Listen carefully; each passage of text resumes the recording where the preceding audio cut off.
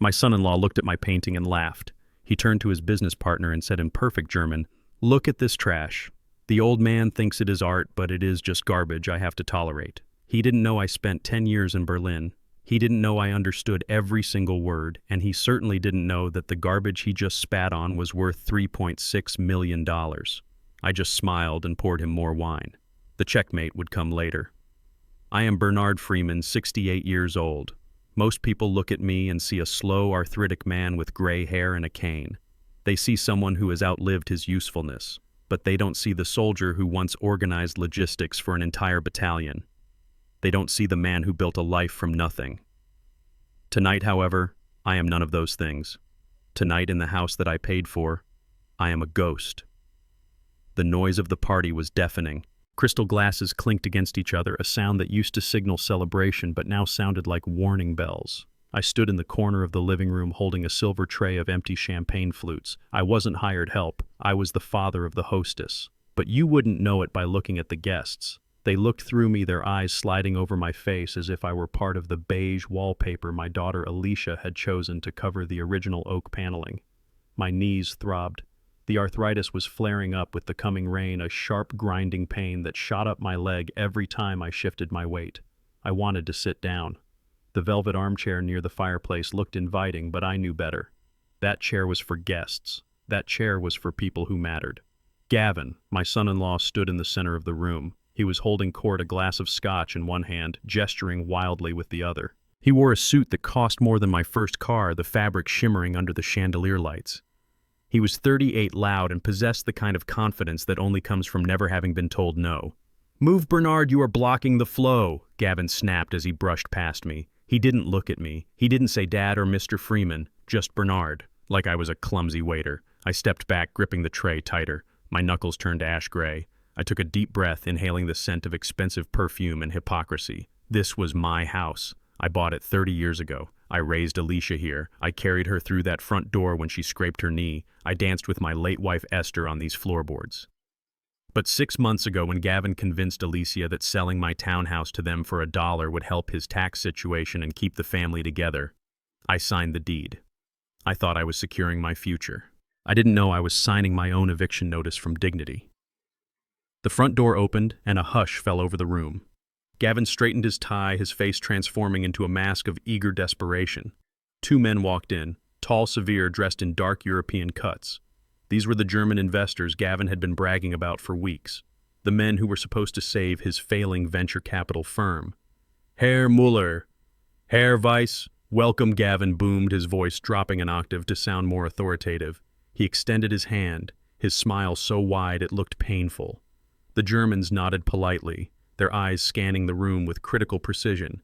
They didn't seem impressed by the hors d'oeuvres or the rented string quartet. They looked bored. Gavin sensed it. I could see the sweat beading on his upper lip. He needed a distraction. He needed something to show he was a man of culture, a man of worldly tastes. His eyes darted around the room and landed on the far wall. There, hanging slightly crooked because my hands had been shaking earlier, was my painting. It was a large canvas, a chaotic swirl of grays, deep blues, and violent slashes of black. To the untrained eye, it looked like a mess. To me, it looked like the Berlin Wall in winter. It looked like the silence after a bomb goes off. It was a gift from an old friend, a starving artist I knew back in '78. I had insisted on bringing it down from my bedroom for the party, thinking it added character. Alicia had rolled her eyes, but she let me hang it in the corner, hidden behind a potted fern. Gavin marched the investors over to the painting. He grabbed the fern and shoved it aside, exposing the canvas. "Ah, art," Gavin announced in English, then switched to German. He had been taking lessons online for a year, claiming it was the language of business. He sounded like a tourist ordering a kebab, his accent thick and clumsy, but he thought he sounded like Goethe. "Here, gentlemen, look at this," Gavin said in German. I was standing 6 feet away collecting empty napkins. My back stiffened.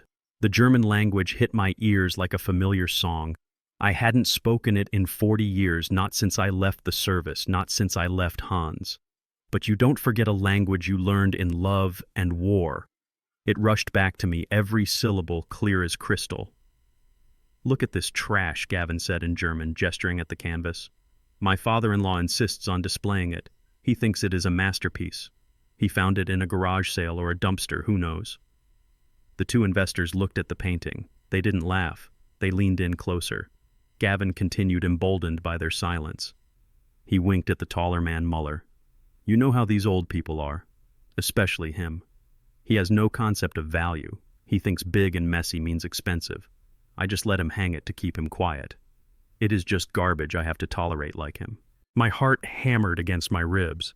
It wasn't the insult to the painting that stung. I was used to people not understanding abstract expressionism. It was the way he said it.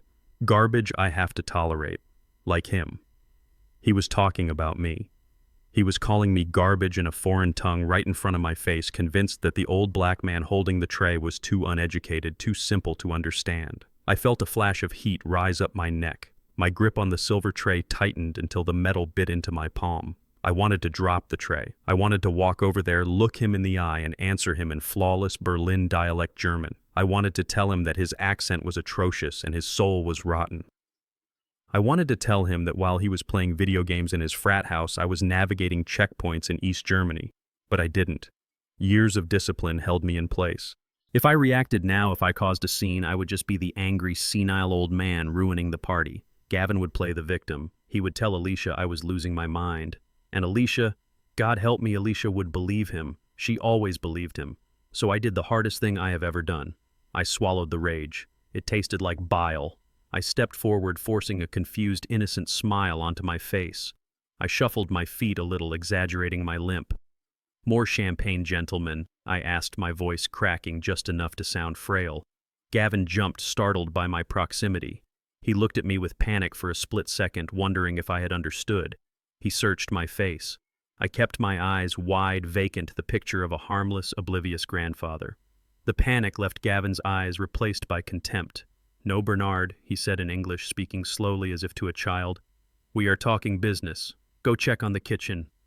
I nodded, bobbing my head. Of course. The kitchen. Good idea.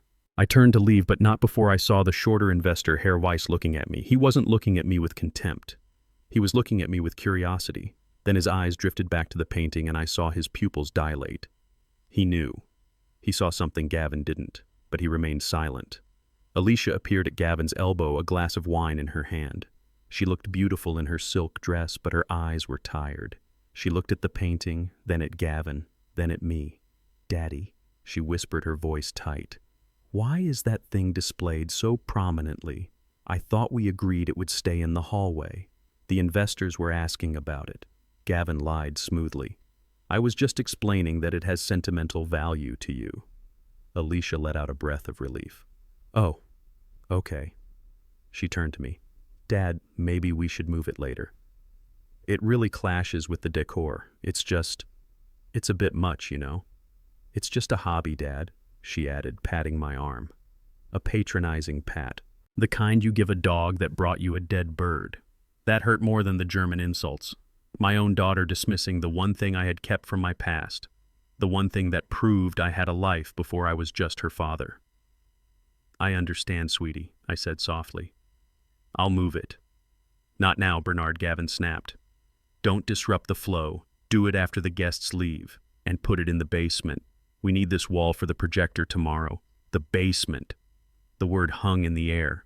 The basement was unfinished. It was damp. It smelled of mildew and cold concrete.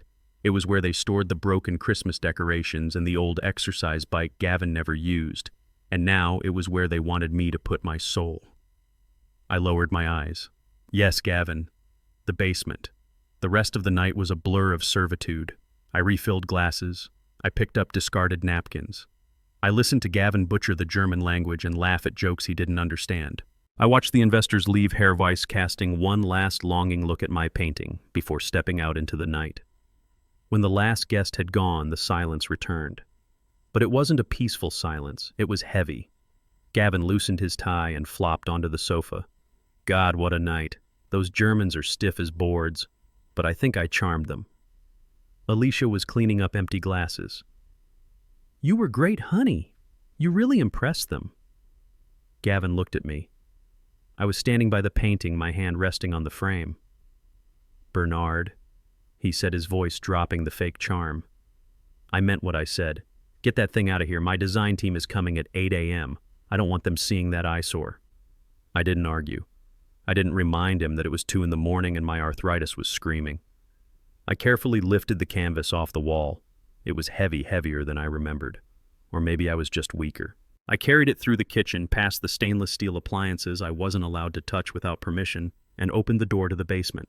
A draft of cold air hit me, chilling the sweat on my forehead. "Where are you going?" Alicia asked, looking up from the sink.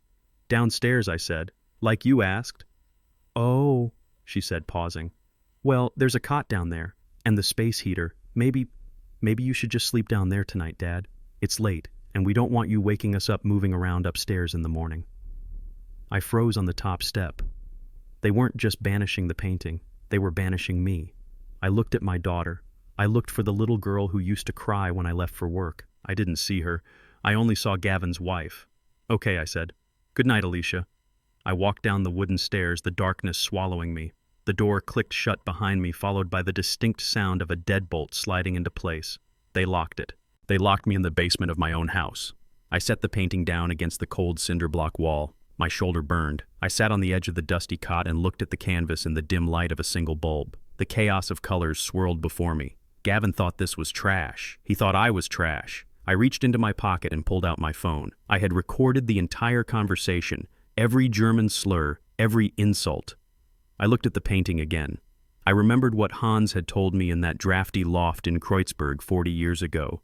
"This is not chaos, Bernard. This is the sound of walls breaking." I touched the rough texture of the paint. Gavin was right about one thing. This painting was going to change everything. But not in the way he thought. He saw a piece of garbage to be discarded. I saw a weapon. I lay back on the cot, pulling my thin jacket tight around me to ward off the chill. Let them sleep in their expensive bed upstairs. Let them think they have won. Tomorrow the old man in the basement was going to make a phone call, and the walls were going to come crashing down. The basement smelled of wet earth and abandonment. It was a sharp and musky scent that clung to the back of my throat. I sat on the edge of the folding cot my daughter had pointed to and listened to the house settle above me. The floorboards creaked under the weight of the party cleanup upstairs, but down here everything was silent. The concrete floor was cold enough to seep through the soles of my shoes and into my aching bones. My knees were throbbing with a dull and rhythmic pain that synced with the beating of my heart. I reached into my pocket for my medication, but my fingers brushed only lint. Gavin had taken the bottle earlier, saying he would keep it safe in the medicine cabinet upstairs so I would not lose it. He was managing me. He was managing my life right into a corner. I did not complain. I did not call out for Alicia. I had slept in foxholes in Germany with mud freezing to my boots. I had slept in a station wagon when I first came back to the States and could not find work. This basement, with its single flickering bulb and the hum of the water heater, was a palace compared to where I had been. But the insult burned hotter than the cold. This was the home I had paid for with 30 years of sweat, and yet I was the intruder. I stood up slowly and my joints popped in the quiet room. I walked over to where I had propped the painting against the cinder block wall. In this dim light, the canvas looked even more chaotic. Swirls of charcoal gray and violent midnight blue clashed with streaks of white that looked like scars. To Gavin, it was a mess. To me, it was a map of a world that had been broken and put back together. I took a rag from a shelf of cleaning supplies nearby. It was an old t-shirt of mine that Alicia had relegated to a dust cloth. I began to wipe the frame gently. The wood was rough-hewn and unpolished, just the way Hans had made it. I treated the painting with the same reverence I used to treat my service rifle. It was not just an object, it was a witness. As my hand moved over the textured oil paint, the present moment seemed to stretch and thin. I was not just in a damp basement in Chicago anymore. I could smell turpentine and stale cigarette smoke. I could feel the biting wind coming through the broken window of a loft in Kreuzberg. Hans Weber stood there in my memory, clear as day. He was a skinny man with paint under his fingernails and a hunger in his eyes that food could not satisfy. We were both outcasts back then. I was a black soldier in a white man's army, and he was an artist in a city divided by a wall. I remembered the day he gave me this canvas. He had no money to pay me for the supplies I had smuggled out of the base for him. He had shoved this heavy painting into my arms instead. I remembered his voice raspy from the cheap tobacco he smoked. "Keep it, Bernard. Someday the world will understand." That was all he said. He did not say it was valuable. He did not say it was beautiful. He just said the world would understand. I traced the thick ridge of blue paint near the center. Hans had painted his rage and his silence into every stroke. He called it the chaos of silence. It was about the things we cannot say, the screams that get stuck in our throats. Looking at it now, I realized it was also about me. It was about the silence of a father who watches his daughter fade away. It was about the silence of a man stripped of his dignity by a boy who has never known struggle. I was not just cleaning a painting. I was reconnecting with an old ally. Hans was gone now, dead of an overdose 10 years ago, but his spirit was trapped in these layers of oil. Gavin called it trash. But as I wiped away a cobweb from the corner, I saw the way the light hit the hidden underpainting. There was depth here that a superficial man like Gavin could never see. There were secrets buried under the surface. The sound of the basement door opening upstairs shattered the memory. A rectangle of harsh yellow light from the hallway cut across the darkness. Heavy footsteps thudded down the wooden stairs. It was not the tentative step of Alicia coming to apologize. It was the aggressive stomp of ownership. Gavin descended into the basement. He had taken off his suit jacket and loosened his tie, but he still looked like he was posing for a magazine. He held a glass of scotch in one hand, and his face was flushed with alcohol and arrogance. He stopped at the bottom of the stairs and looked around with a sneer curling his lip. "It stinks down here," he said. I did not answer. I kept my hand on the frame of the painting standing between him and the artwork. He walked over to me, swaying slightly. He looked at the cot and then at the painting. Then, without warning, he lashed out with his foot. His expensive leather dress shoe connected with the bottom corner of the frame. The painting skidded a few inches across the concrete. I flinched, but I did not move to strike him, my hands clenched into fists at my sides. "Get this thing out of the way," Gavin spat. "I need this corner for my golf clubs. I have a new set of titanium drivers coming tomorrow, and I am not going to have them get damp because you want to play art gallery in my storage room." "It is not in the way, Gavin," I said, keeping my voice level. "It is in the way if I say it is in the way," he countered, stepping closer. He invaded my personal space, smelling of expensive scotch and entitlement. "You are here because I allow you to be here, Bernard. This house is mine. This basement is mine. And if I want to use this wall for my golf practice, then this garbage goes in the trash. Do you understand?" He poked a finger into my chest. It was a hard and disrespectful jab right over my heart. "If this is not moved and covered with a tarp by morning, I am throwing it out with the recycling," he said. "I mean it. I am done looking at it." He turned his back on me, dismissing me as if I were a piece of furniture. He walked toward the other side of the basement where the old fuse box was located, pretending to inspect the wiring. He was marking his territory, making sure I knew that there was not a single inch of this property that I could call my own. I watched him. I watched the way he moved with a slight stumble. He was not just drunk on power. He was drunk on fear. I had seen that walk before in green recruits before their first patrol. He was trying too hard to look in control. Suddenly his phone rang. The shrill tone echoed off the concrete walls. Gavin stiffened. He pulled the phone from his pocket and looked at the screen. His arrogance evaporated instantly, replaced by a look of sheer terror. He glanced back at me. Seeing me standing in the shadows, he likely assumed I was too old and too deaf to hear him, or too stupid to understand. He turned away from me, facing the fuse box, and answered the phone. His voice dropped to a frantic whisper. "I told you not to call me at home," he hissed. I stood perfectly still. I stopped breathing so I could hear every word. My hearing was the one thing age had not taken from me. "I am getting the money," Gavin said, his voice trembling. "I just need a few more days. The house is already in my name. I am leveraging it. No, listen to me. Do not come here. My wife is here." He listened to the person on the other end, and I saw his shoulders hunch up as if he were expecting a blow. $500,000 is a lot of liquid cash to move," he pleaded. "I said I have it. I just need to liquidate some assets. Please, if you come here, it ruins everything. Just give me until Friday." He hung up the phone and leaned his forehead against the cold metal of the fuse box. He let out a long, shaky breath. I stood in the shadows, my hand resting on the painting that Hans had told me to keep. Gavin thought I was a helpless old man living in his basement. He thought he was the one in charge. But as I watched him tremble, I realized the truth. He was drowning.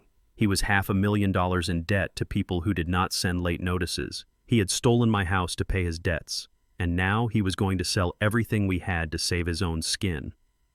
Gavin straightened up, putting his mask of arrogance back on before he turned around. He did not look at me again as he walked back up the stairs. He slammed the door shut and I heard the lock click once more. I looked down at the painting. Gavin wanted to throw it away. He had no idea that the solution to his problems and the instrument of his destruction was sitting right here against the wall. But he would never know. Not until I was ready. I sat back down on the cot. The cold did not bother me anymore. I had a warm thought to keep me company. I knew his secret. And in a war, information is more valuable than ammunition. I closed my eyes, and for the first time that day I smiled. Let him play golf. I was about to play a much more dangerous game. The morning rain was not just weather, it was a physical assault on my joints. I woke up with a sensation that felt like someone had poured broken glass into my knees. Every movement was a negotiation with pain. I sat on the edge of the cot in the basement and reached for the orange pill bottle on the crate I used as a nightstand. My fingers grasped only empty plastic. The bottle was light. Too light. I shook it, hoping for the rattle of a single forgotten pill, but there was only silence. I remembered then. I had put the refill request on the kitchen counter 2 days ago. I had clipped the copay amount to the prescription paper just as I always did. It was my money. It came from my pension, which Gavin now controlled under the guise of financial stewardship. I pulled myself up, using the wall for support. The climb up the basement stairs took 5 minutes. Each step sent a jolt of fire through my legs, but I did not groan. I would not give them the satisfaction of hearing me suffer. When I reached the kitchen, the prescription paper was gone. Gavin was sitting at the island reading news on his tablet and drinking espresso. He did not look up when I entered. "Gavin," I said, keeping my voice steady. "The pharmacy called. They said the prescription was not picked up." He swiped a finger across his screen and took a sip of coffee. "We are cutting back Bernard," he said without looking at me. "That medication is brand name. It is exorbitant." I canceled the order. "We will look for a generic alternative next month." Next month. He was telling a man with chronic arthritis to wait 30 days for relief because he wanted to save $40. $40 that belonged to me in the first place. "I need that medicine, Gavin," I said. "I cannot walk without it." "Then sit down," he snapped, finally looking at me with cold, dead eyes. "You do not have anywhere to go anyway. Besides, we have a budget to maintain." He stood up and pointed to a pile of laundry baskets near the mudroom. "And while you are up, Alicia needs those towels washed and folded. The maid is off today, so you need to earn your keep." He walked out of the room, leaving me standing there with my knees trembling. I looked at the laundry baskets. They were heavy. The laundry room was on the second floor. I did not argue. I did not call Alicia. I picked up the first basket. My knuckles turned white as I gripped the plastic handles.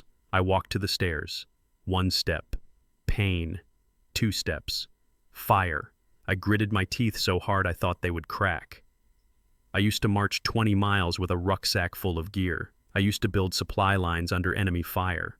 I would not let a basket of towels defeat me. I climbed that mountain of a staircase 1 agonizing inch at a time, carrying the weight of my humiliation along with the linens. Dinner that night was a theater of cruelty. The dining room was dimly lit the way Gavin liked it, pretending we were in a 5-star restaurant instead of a family home. Alicia had cooked a roast, but she sat hunched over her plate, picking at the meat like a nervous bird. I sat at the far end of the table. My portion was smaller than everyone else. Gavin claimed it was for my health, saying that at my age digestion was sluggish. He poured himself a large glass of red wine and swirled it, looking at the legs of the wine against the glass. He was in a talkative mood, which was always dangerous. When Gavin was quiet, he was plotting. When he was talkative, he was hunting. "I saw the neighbors outside today," he said, slicing his steak with surgical precision. "The Hendersons. They asked who the old man was that they saw limping to the mailbox." Alicia kept her eyes on her plate. "I told them it was just a relative staying for a while," Gavin continued, taking a bite. I did not want to elaborate. "You know how this neighborhood is, Bernard. It is exclusive. People here pay a premium for a certain aesthetic, a certain atmosphere." I slowly lowered my fork. I knew exactly what he was saying. I had heard this tone before in the 60s. I had heard it from officers who smiled while they denied my promotion. I had heard it from landlords who suddenly had no vacancies when I showed up to view an apartment. "What exactly are you saying, Gavin?" I asked. He smiled. It was a tight, thin smile that did not reach his eyes. "I am saying you stick out, Bernard. You do not fit the demographic. This is a progressive community, of course, but property values are sensitive. Seeing you shuffling around in your old clothes looking like a vagrant, well, it makes people ask questions." He took a sip of wine and leaned back in his chair, his gaze drifting over my face with open disdain. "You should be grateful, Bernard. Most men like you end up in state facilities or on the street. But I let you live here. I let you live in a multi-million-dollar home in a zip code you could never dream of affording on your own. You are living in luxury thanks to my generosity. You should show a little more appreciation and a little less attitude." My hand tightened around my fork. The metal dug into my palm. A hot wave of rage surged up from my stomach, drowning out the pain in my knees. I wanted to lunge across the table. I wanted to drive the fork into the pristine white tablecloth. I wanted to scream that I bought this house. I wanted to scream that his luxury was funded by my life savings. I wanted to tell him that while he was learning how to cheat on his taxes, I was learning how to survive in a world that wanted me dead. The muscles in my forearm twitched. I was 1 second away from violence, 1 second away from losing everything. But then I looked at Alicia. She was trembling. She was terrified. Not of me, but of what would happen if the peace was broken. And I remembered the plan. I exhaled slowly, forcing the soldier back into his cage. I loosened my grip on the fork. I picked up my water glass and took a sip, washing down the bitterness. "Thank you, Gavin," I said, my voice flat and devoid of emotion. "I will try to be more invisible." Gavin chuckled, satisfied with my submission. "See, Alicia, he understands his place. You just have to be firm." "Excuse me," I said, pushing my chair back. "Nature calls." I walked out of the dining room, keeping my back straight despite the pain. I entered the powder room under the stairs and locked the door. My hands were shaking now, not from fear but from the adrenaline of suppressed rage. I turned on the faucet, letting the water run loud and cold. I pulled my burner phone from my sock. It was a cheap, prepaid device I had bought with cash I found in old coat pockets. Gavin tracked the landline and my regular cell phone, but he did not know about this one. I dialed a number I had memorized. It rang twice. "Harper Law Firm," a sharp female voice answered. "It is Bernard," I whispered, leaning close to the phone. "Mr. Freeman." The voice softened instantly, but lost none of its professional edge. "Are you safe?" "For now," I said. "He cut my medication today, and he is documenting everything as expenses. He is bleeding the accounts dry, Harper." "Do you have proof?" Harper asked. "I have the bank alerts on my old email," I said, "and I have a recording of him admitting to the debt." "He owes $500,000 to loan sharks," Good Harper said.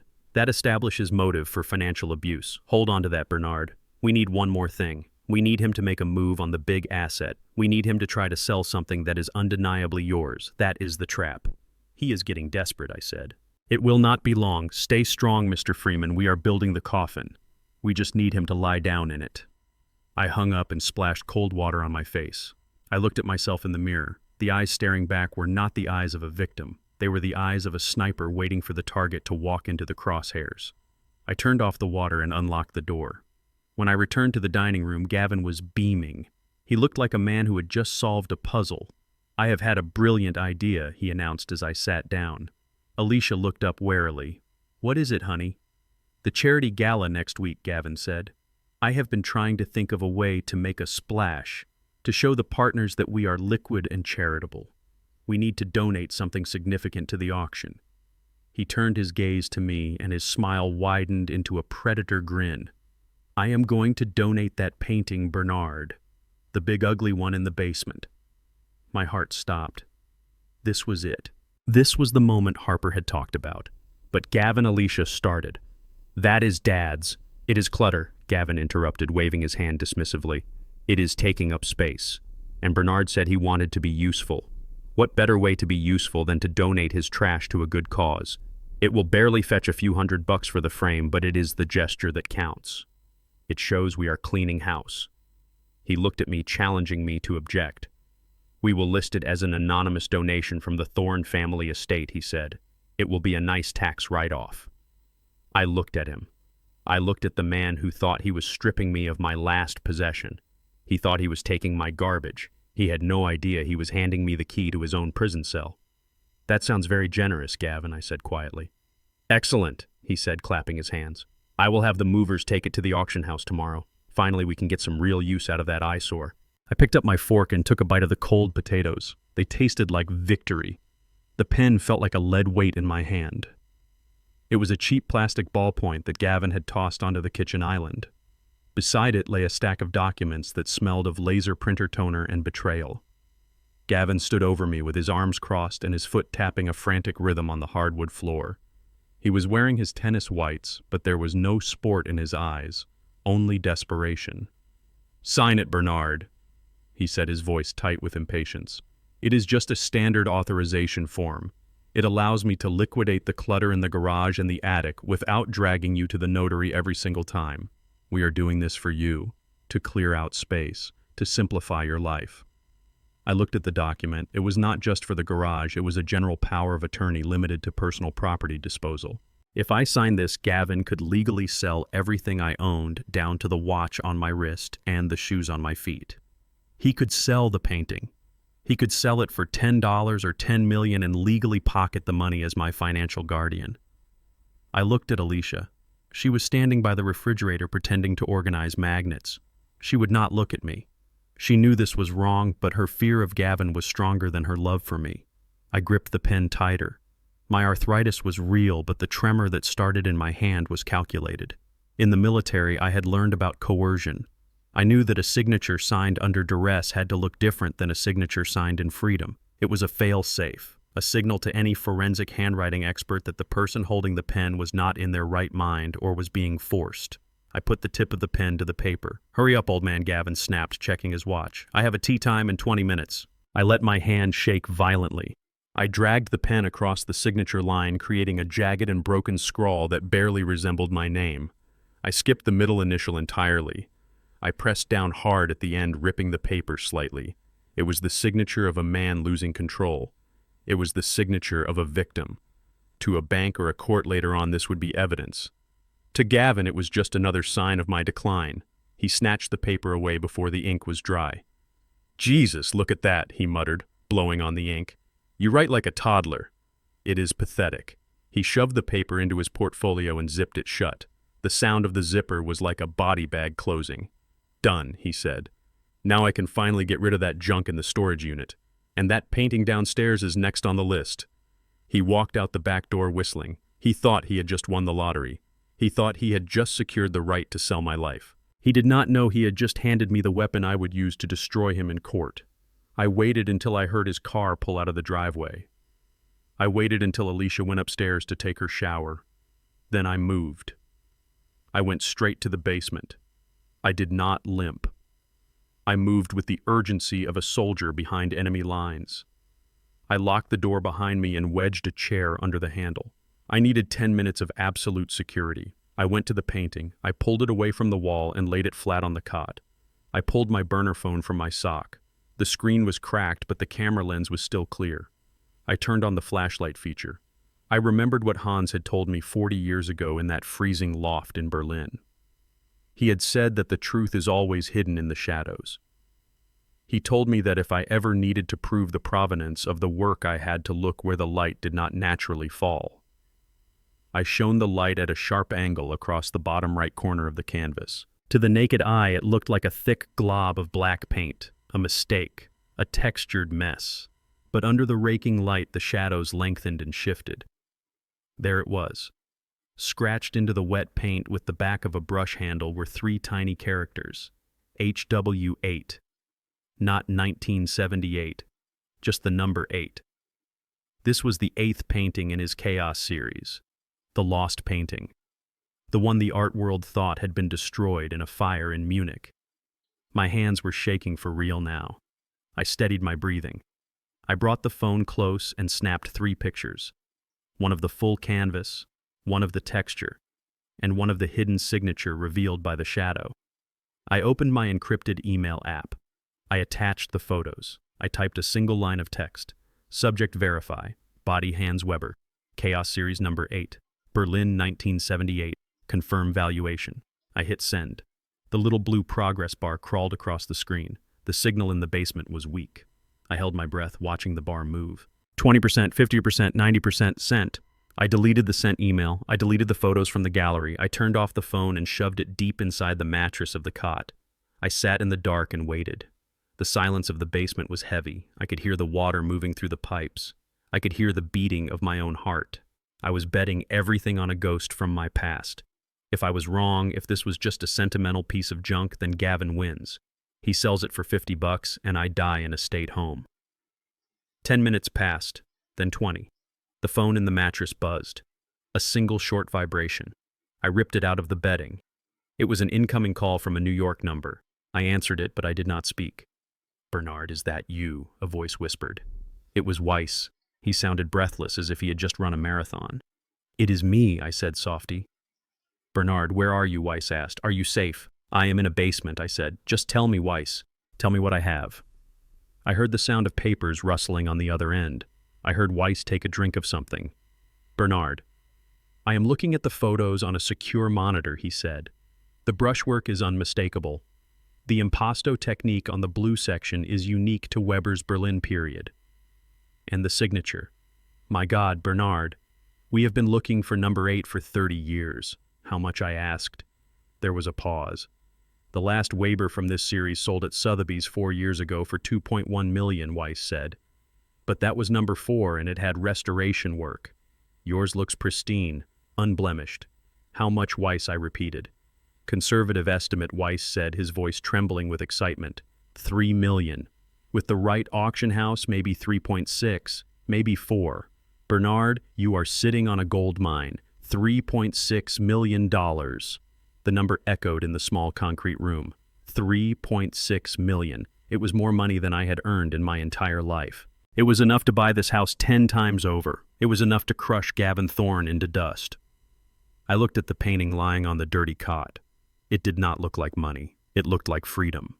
I felt a scream rising in my chest, a scream of vindication, a scream of victory. I wanted to run upstairs and shove the phone in Gavin's face. I wanted to tell Alicia that her father was not a burden but a millionaire. But I bit my tongue. I bit it until I tasted copper. Silence. "Bernard, silence is the weapon.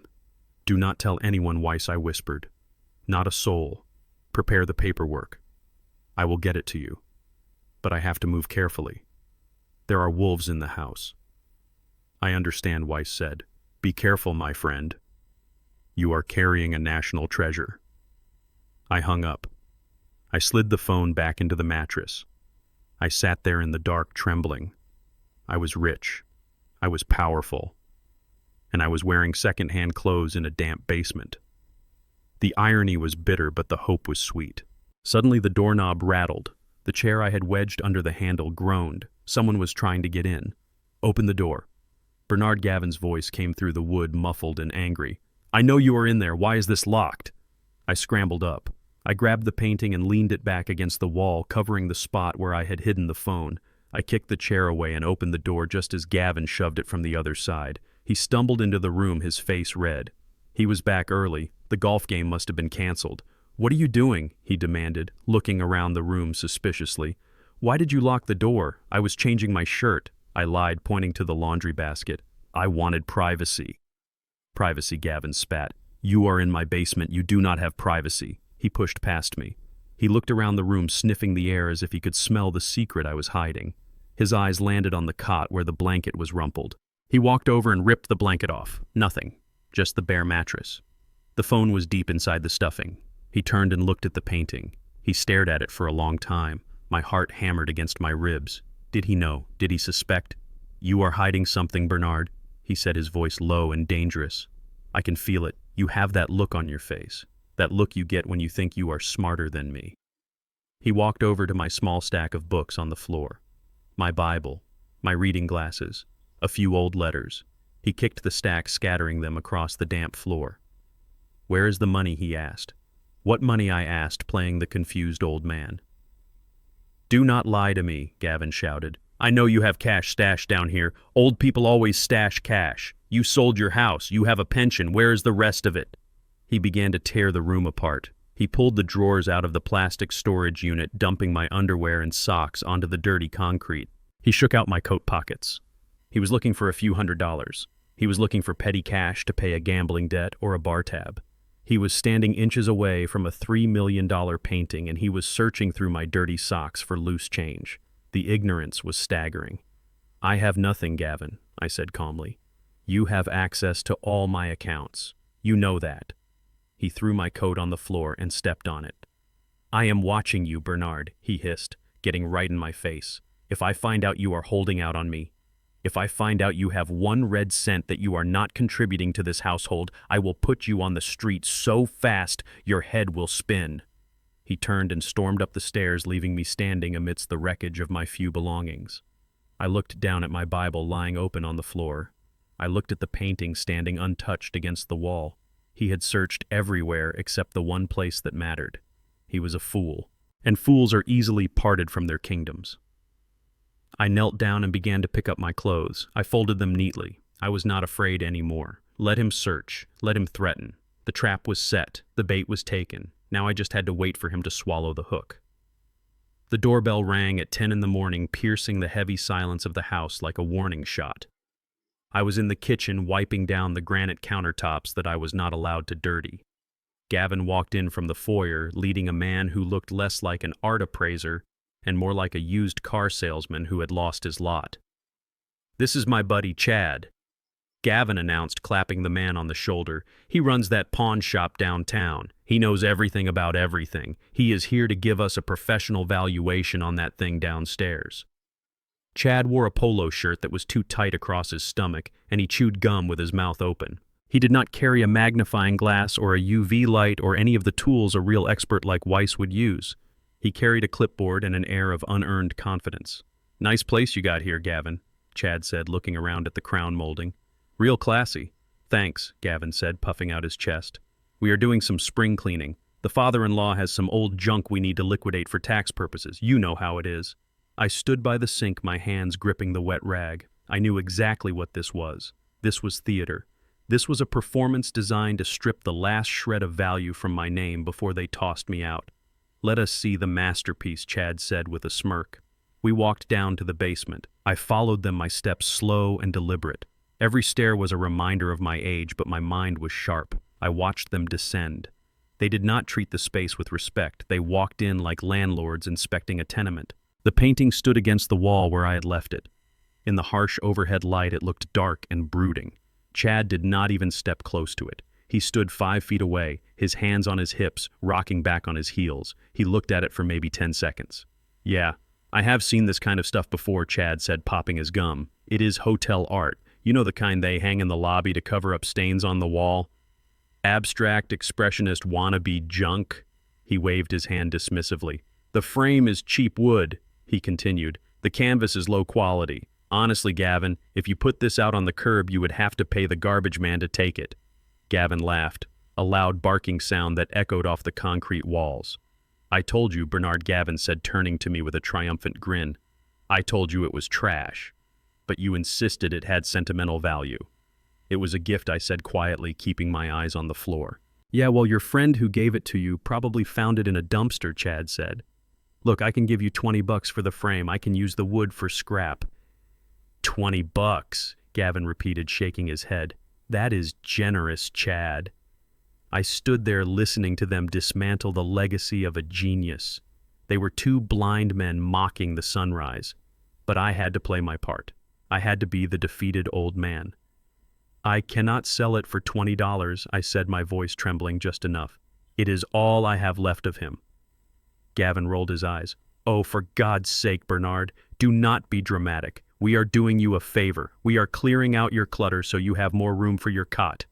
He reached into his pocket and pulled out a money clip. It was thick with cash. My cash. Money he had siphoned from my accounts for household management expenses. He peeled off a $50 bill. "Here," Gavin said. $50. That is more than double what Chad offered. I am buying it from you.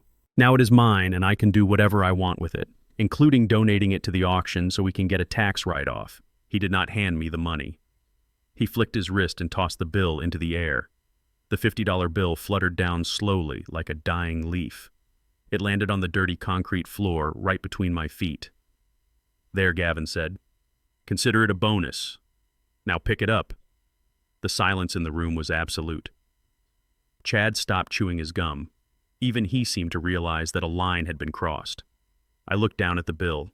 Ulysses S. Grant stared back at me from the gray dust.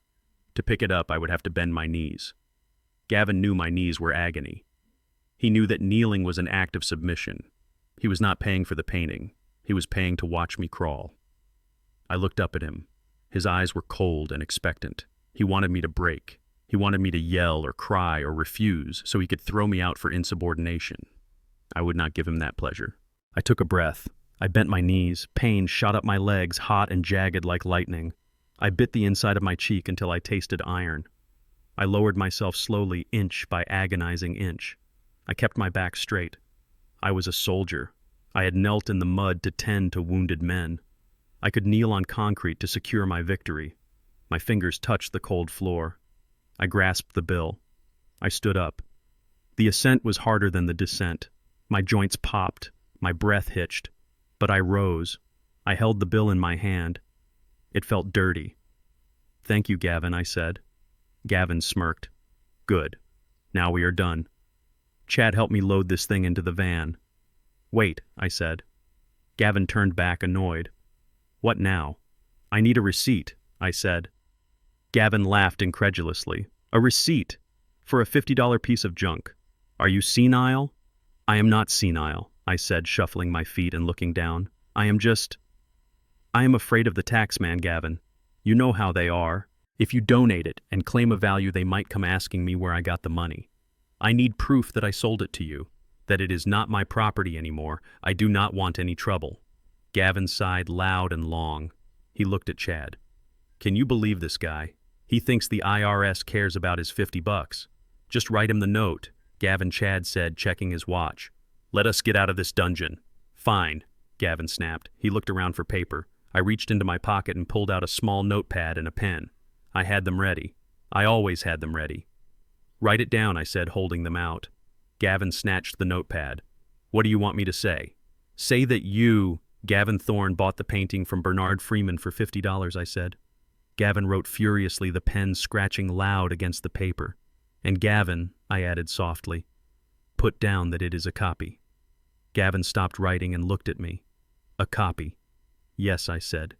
"I do not want anyone thinking I sold them a real," whatever Chad called it, "a real abstract masterpiece. If they find out it is just a cheap reproduction, like Chad said, they might sue me for fraud. Just write that you bought the reproduction. For my protection." Gavin looked at Chad and they both burst out laughing.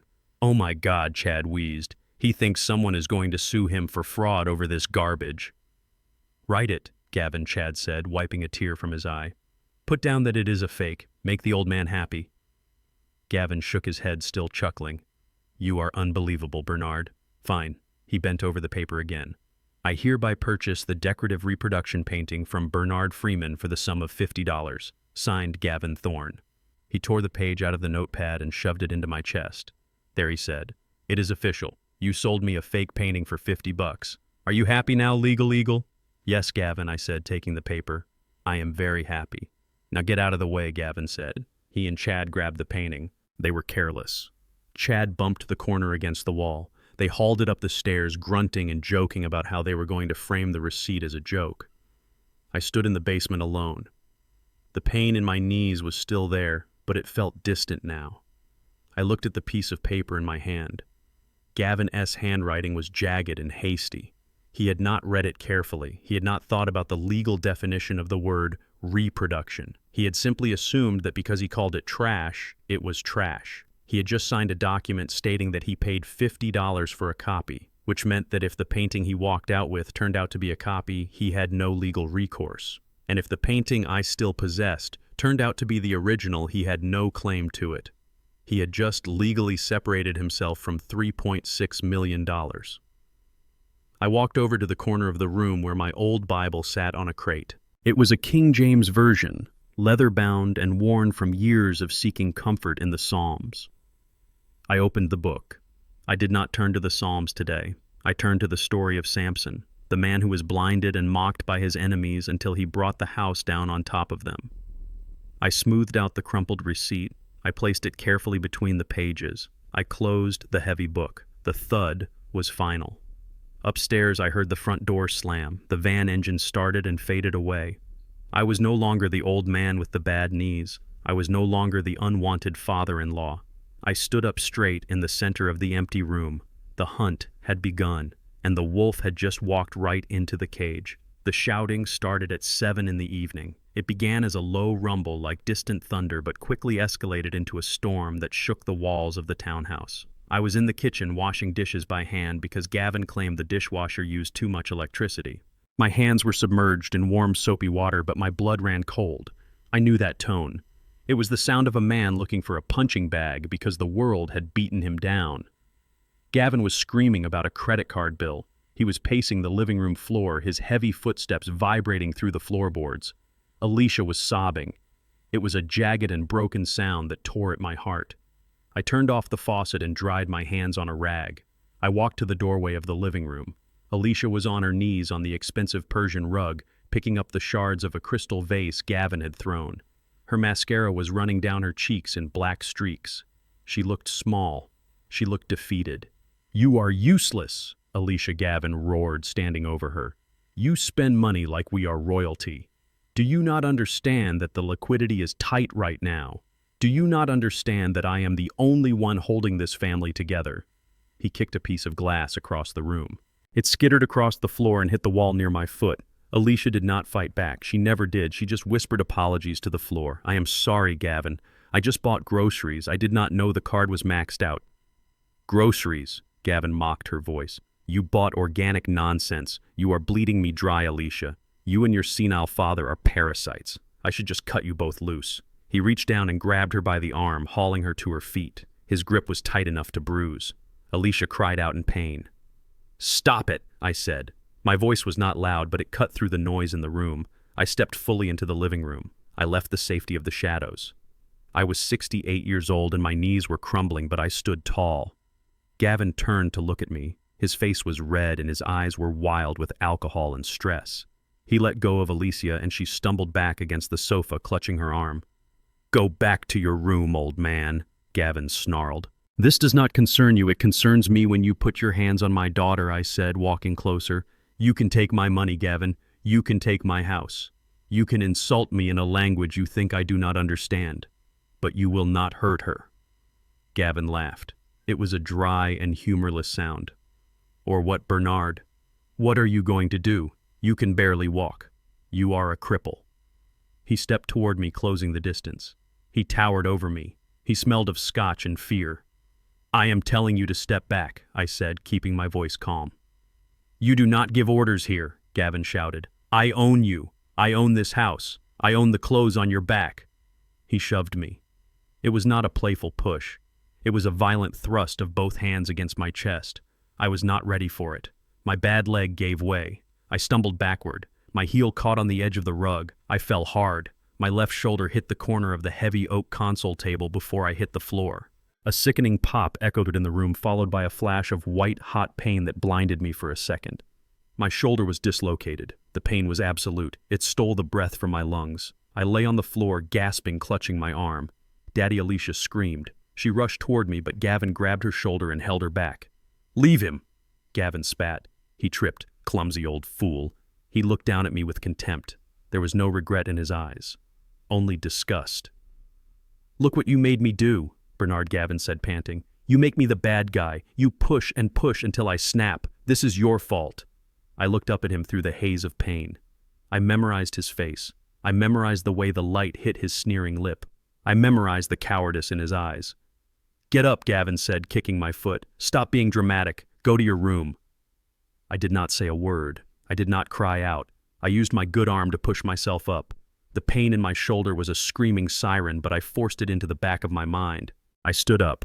I looked at Alicia. She was weeping silently, her hand over her mouth. She did not come to help me. She was too afraid. That was the moment the last thread of hope snapped. I realized I could not save her by staying. I had to destroy him to save her. I turned and walked away. I dragged my leg. I cradled my arm. I walked out of the living room and down the hall. "Where are you going?" Gavin yelled after me. "Do not walk away from me when I am talking to you." I kept walking.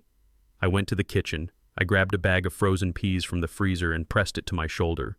The cold bit into my skin, distracting me from the throbbing ache. I went to the basement door. "I am going to sleep, Gavin," I called back. My voice was steady, terrifyingly steady. I went down the stairs into the darkness. I did not sleep. I turned on the single light bulb. The basement was cold and silent. I set the frozen peas on the cot. I went to the corner where the painting stood covered by a drop cloth. Gavin thought he had broken me. He thought I was cowering in the dark, licking my wounds. He was wrong. I reached behind the water heater where I had hidden the package weeks ago. It was a large flat object wrapped in brown paper. I had ordered it from an online print shop shortly after I moved in. It was a high-resolution canvas print of a generic abstract painting. It had similar colors to the Chaos series, dark blues and grays, but it was flat and lifeless. It was decor art. It was worth $40. I took the real painting, the masterpiece by Hans Weber. I looked at it one last time.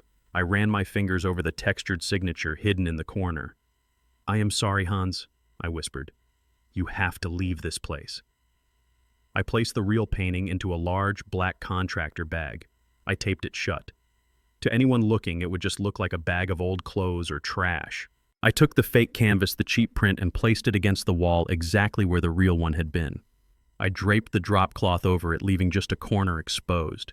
In the dim light, it looked identical. Gavin would never know the difference. He had never really looked at it. He only saw trash. I packed a small duffel bag, a change of clothes, my Bible, the receipt Gavin had signed, my burner phone. I sat on the cot and gripped my left wrist with my right hand. I took a deep breath. I needed my arm to work. I needed to drive. I gritted my teeth. I jerked my arm. The snap was loud. The pain caused black spots to dance in my vision. I almost passed out. I sat there sweating and gasping for air until the world stopped spinning. My shoulder was back in place. It was throbbing, but it moved. I stood up. I put on my coat. I picked up the black bag containing $3.6 million. I walked up the basement stairs. I listened at the door. The house was quiet. Gavin and Alicia had gone upstairs to their bedroom. I slipped out the back door into the rain. The cold water soaked me instantly, but I did not feel it. I felt clean. I felt light. I walked to the detached garage. My old Buick was parked in the corner, covered in dust. Gavin allowed me to keep it there only because he was too lazy to sell it. I opened the trunk and placed the black bag inside gently. I got into the driver's seat. The engine started with a low rumble. I backed out of the driveway. I paused at the end of the street and looked back at the house. The windows of the master bedroom were dark. They were sleeping. They were sleeping on top of a lie. I put the car in drive. My phone buzzed. It was a text from Gavin. "Don't bother coming up for breakfast. Stay in the basement until you learn some respect." I looked at the text and deleted it. I drove away into the rain.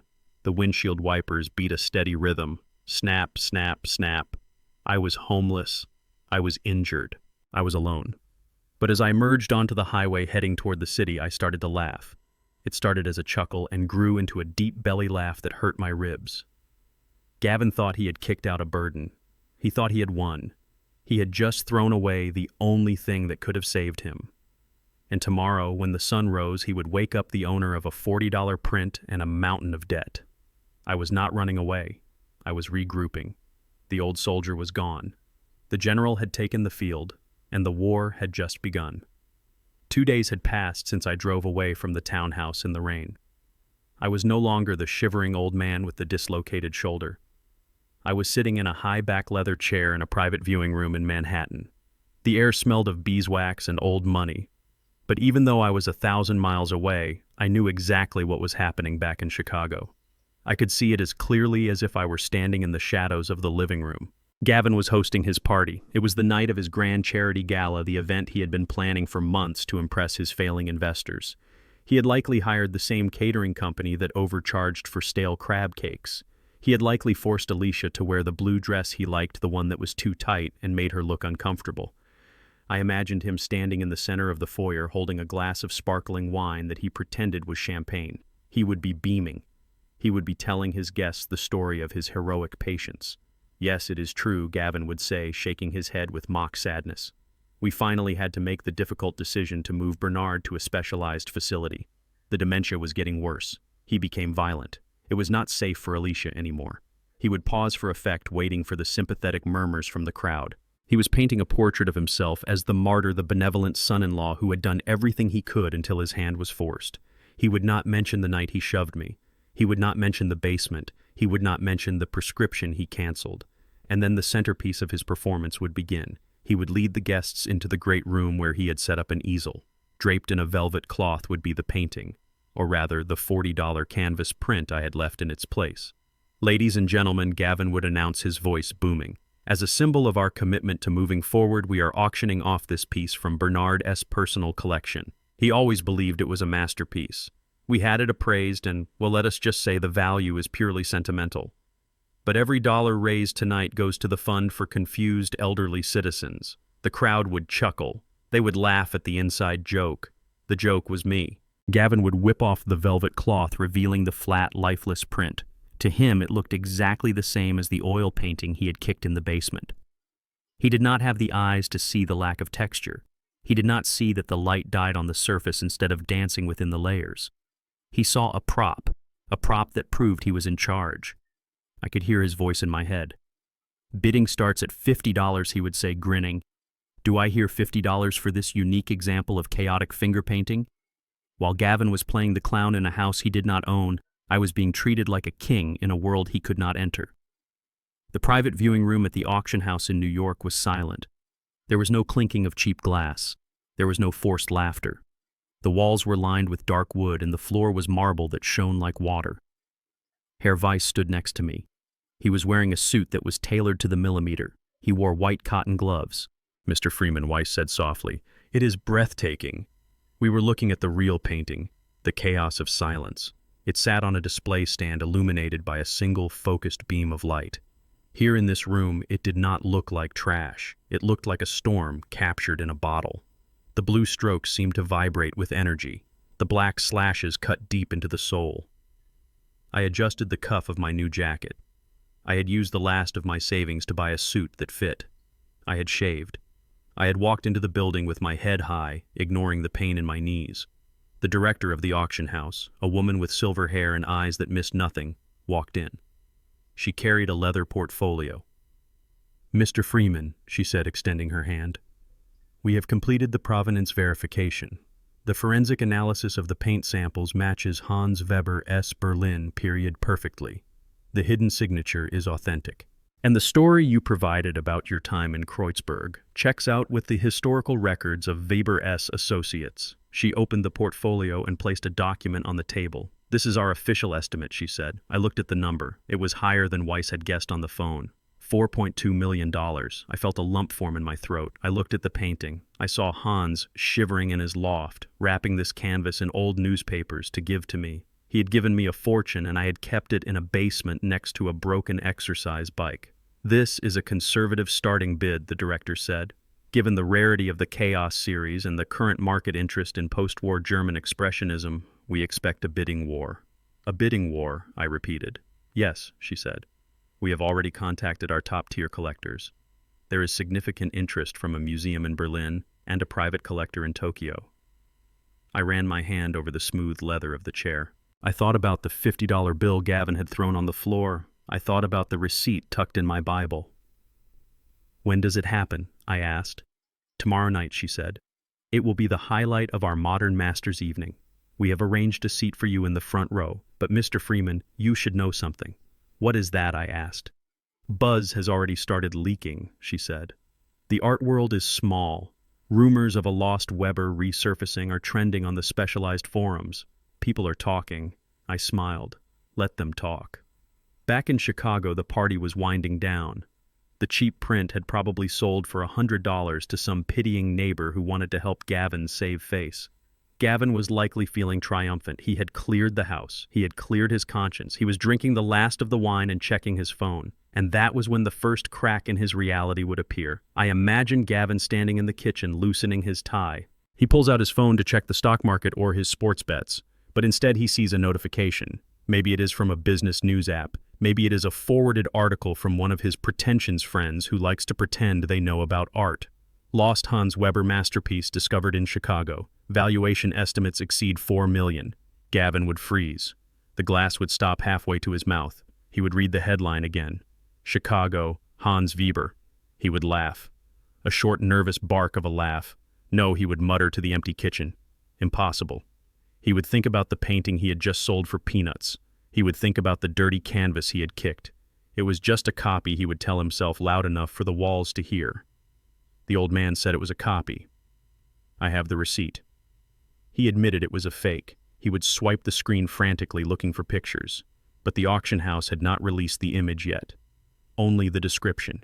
A large format oil on canvas characterized by violent blue and gray strokes titled The Chaos of Silence. Gavin would feel a cold drop of sweat slide down his spine. The description was too familiar, but he would fight the fear. He was Gavin Thorne. He was smarter than an old black soldier. He was smarter than a senile invalid. It is a coincidence, he would say, pouring more wine.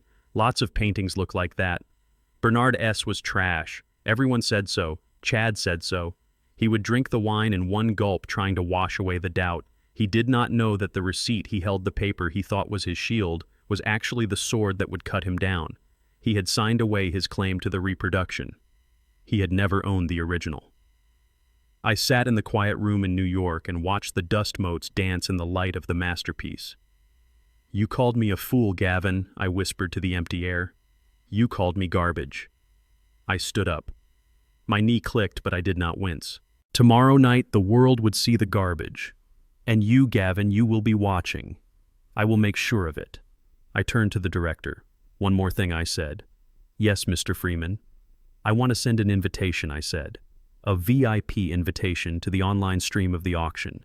I want it sent to a specific email address. Certainly, she said, taking out her pen. Who is the recipient? His name is Gavin Thorne, I said, savoring the syllables. And make sure the subject line reads concerning the trash in the basement. The director looked up surprised, but she saw the look in my eyes. She saw the steel. Consider it done, she said. I walked out of the auction house into the cool New York night. The city was alive with noise and sirens, but inside me there was only silence, the calm before the strike. The chess pieces were all in position. The king was about to fall, and he would not even see it coming until the ground opened up beneath his feet. The silence in the townhouse was different now. It was not the quiet of peace, but the quiet of a bomb waiting to detonate. I was 500 miles away in a hotel room in New York City, but I knew exactly what the air felt like in that kitchen in Chicago. I had access to the security cameras Gavin had installed to watch the staff. Now I was using them to watch the rats scurrying in the maze. Gavin sat at the granite island, his head in his hands. The charity auction at the house had been a humiliation. The guests had come, drank his wine, and eaten his food, but nobody had bid on the painting. Why would they? It was a flat, lifeless print that smelled of factory chemicals. Gavin had tried to spin it. He had tried to tell them it was avant-garde. But the wealthy are not stupid. They smelled desperation on him like cheap cologne. Now the creditors were calling. I saw him decline 3 calls in the span of 5 minutes. His face was gray. He poured whiskey into a coffee mug because he was too shaking to hold a crystal glass. He was trapped. The loan sharks he owed money to were not the kind of men who accepted excuses. They wanted their $500,000. Then his phone chimed. I watched on the grainy black and white video feed as he picked it up. I saw his eyes widen. I saw him sit up straight. It was the email I had instructed the auction house to send. Subject VIP, invitation, Modern Masters Auction, New York City. The body of the email was crafted perfectly to stroke his ego. It invited Mr. Gavin Thorne, a noted collector and philanthropist, to an exclusive evening of high-stakes bidding. It hinted that serious investors from Europe would be present. It hinted that this was where the real money was hiding. Gavin stood up. He paced the kitchen. He ran his hand through his hair. I could see the gears turning in his mind. He thought this was his salvation. He thought that if he could just get into that room, if he could just rub shoulders with the billionaires, he could charm someone into investing in his dying company. He could get the money to pay off the sharks. He did not know he was being invited to his own execution. He needed money to get there. He needed a flight. He needed a hotel. He needed a suit that did not look like he bought it at a mall. I saw him leave the kitchen and head up the stairs. I switched the camera view to the hallway. He marched toward the master bedroom. Alicia was in there. I could not see her, but I could hear her voice through the audio feed. She sounded tired. Gavin, please, not that money, she pleaded. That is the emergency fund. That is all we have left. I need it, Alicia. Gavin shouted, his voice distorted by the microphone. You do not understand business. You have to spend money to make money. This invitation is a golden ticket. There will be German investors there, real ones. Not like those tourists who came to the house. But Gavin, that is for the mortgage, Alicia cried. If we miss another payment, the bank will foreclose. The bank can wait, Gavin roared. This is my chance. Do you want to be homeless? Do you want to live on the street like your father? Or do you want me to go out there and fix this mess? There was a silence. Then I heard the sound of a drawer opening. I closed my eyes in my hotel room. My heart ached for my daughter. She was handing over her safety net to a man who had already cut the ropes. She was giving him the last of her dignity. I am doing this for us. Gavin said, his voice softer now, manipulating her. Trust me. I will come back with a check that will solve everything. He walked out of the bedroom clutching a stack of cash and a credit card. He looked manic. He looked like a man who believed his own lies. He booked a last-minute flight. He rented a tuxedo from a high-end shop downtown because his own suits were too tight from stress eating. He spent money he did not have to impress people he did not know. I turned off the laptop. I walked to the window and looked out at the New York skyline. The city was shining with a million lights. Somewhere out there in the dark, Gavin was flying toward me. He was flying toward the truth. The next evening, the auction house was a fortress of luxury. The air was cold and smelled of expensive perfume and anticipation. Security guards in black suits stood at every door. The lobby was filled with people who owned islands and private jets. They spoke in hushed tones, discussing market trends and tax havens. I stood on the balcony overlooking the main hall. I was wearing a tuxedo that I had bought with the advance form the auction house. It was midnight blue silk, tailored to hide my stoop and accentuate my broad shoulders. I held a cane, not the cheap aluminum one from the drugstore, but a hand-carved ebony stick with a silver handle. I checked my watch. The doors had just opened. Gavin walked in. He looked out of place immediately. The tuxedo he had rented was expensive, but it did not fit him right. The sleeves were a fraction too long. The collar was too tight. He was sweating. He looked around the room with wide, hungry eyes. He was searching for a lifeline. He grabbed a glass of champagne from a passing waiter and downed it in one gulp. He adjusted his bow tie. He put on his salesman's smile. I watched him approach a group of Japanese businessmen. He tried to insert himself into their conversation. I saw them turn, slightly closing the circle, shutting him out. He bounced off them like a moth hitting a window pane. He tried again with a couple from France. He laughed too loud at something they said. The woman looked at him with polite confusion and steered her husband away. Gavin was drowning in the open air. He was realizing that money is not just about cash, it is about belonging. And he did not belong. He retreated to the bar. He ordered a double scotch. His hands were shaking. He pulled out his phone, probably checking to see if the loan sharks had sent any more threats. Then the chime sounded. The auction was about to begin. Please take your seats, the announcer said, his voice smooth as velvet. The crowd moved toward the main bidding floor. It was a theater of commerce. Rows of velvet chairs faced a raised stage where the art would be displayed. Gavin moved with the herd. He looked for a seat. He tried to sit in the third row, but a usher stopped him. I am sorry, sir, the usher whispered. These seats are reserved for gold paddle holders. Your ticket is for the standing room at the back. Gavin's face flushed red. He argued for a moment, pointing at his chest, mouthing the words, I am a VIP. The usher did not budge. Gavin was forced to retreat to the back of the room behind the velvet rope. He stood there humiliated among the assistants and the interns. I descended the private staircase from the balcony. I walked slowly, my cane tapping a steady rhythm on the marble floor. The crowd parted for me. They did not know who I was, but they knew I belonged. I walked with the weight of history. I walked with the confidence of a man who held the ace of spades. I approached the front row. The seat of honor was waiting for me. It was right in the center, directly in front of the podium. I sat down. I placed my cane against the armrest. I did not turn around. I did not look back at the standing room. The lights dimmed. A spotlight hit the podium. Gavin stood at the back of the room, craning his neck. He was angry. He was humiliated. He was looking for someone to blame. He looked at the back of my head. He must have frowned. The shape of my shoulders was familiar. The gray hair cut close to the scalp was familiar, but the context was wrong. The Bernard he knew was a cripple in a basement wearing stained sweatpants. The man in the front row was a king. "It cannot be," he must have whispered. I felt his gaze burning into my back. I could feel his confusion turning into denial. The auctioneer stepped up to the microphone. "Ladies and gentlemen, welcome to the Modern Masters evening. We have a very special surprise to open the night. Lot number 1. The curtains behind the podium parted. 2 handlers wearing white gloves carried out a large covered canvas. Gavin took a step forward, pushing against the velvet rope. He knew that shape. He knew those dimensions. "Tonight we present a rediscovered masterpiece," the auctioneer said. "A work thought to be lost for 40 years. From the private collection of Mr. Bernard Freeman." Gavin dropped his glass.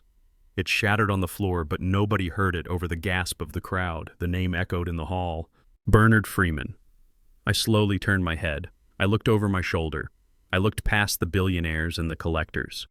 I looked past the security guards. My eyes locked onto Gavin standing in the shadows at the back of the room. He was pale. He looked like he had seen a ghost. His mouth hung open. I did not smile. I did not wave. I just looked at him with cold, hard recognition. Then I turned back to the stage. The handlers pulled off the cover. The chaos of silence was revealed. The blue and gray strokes exploded under the stage lights. It was magnificent. It was powerful.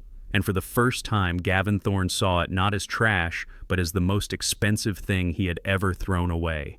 "The bidding will start at $2 million, the auctioneer said. I heard a choke from the back of the room. It was the sound of a man realizing that he had just bought a ticket to watch his own funeral. I felt his hand on my shoulder before I heard his voice. It was a heavy and trembling grip.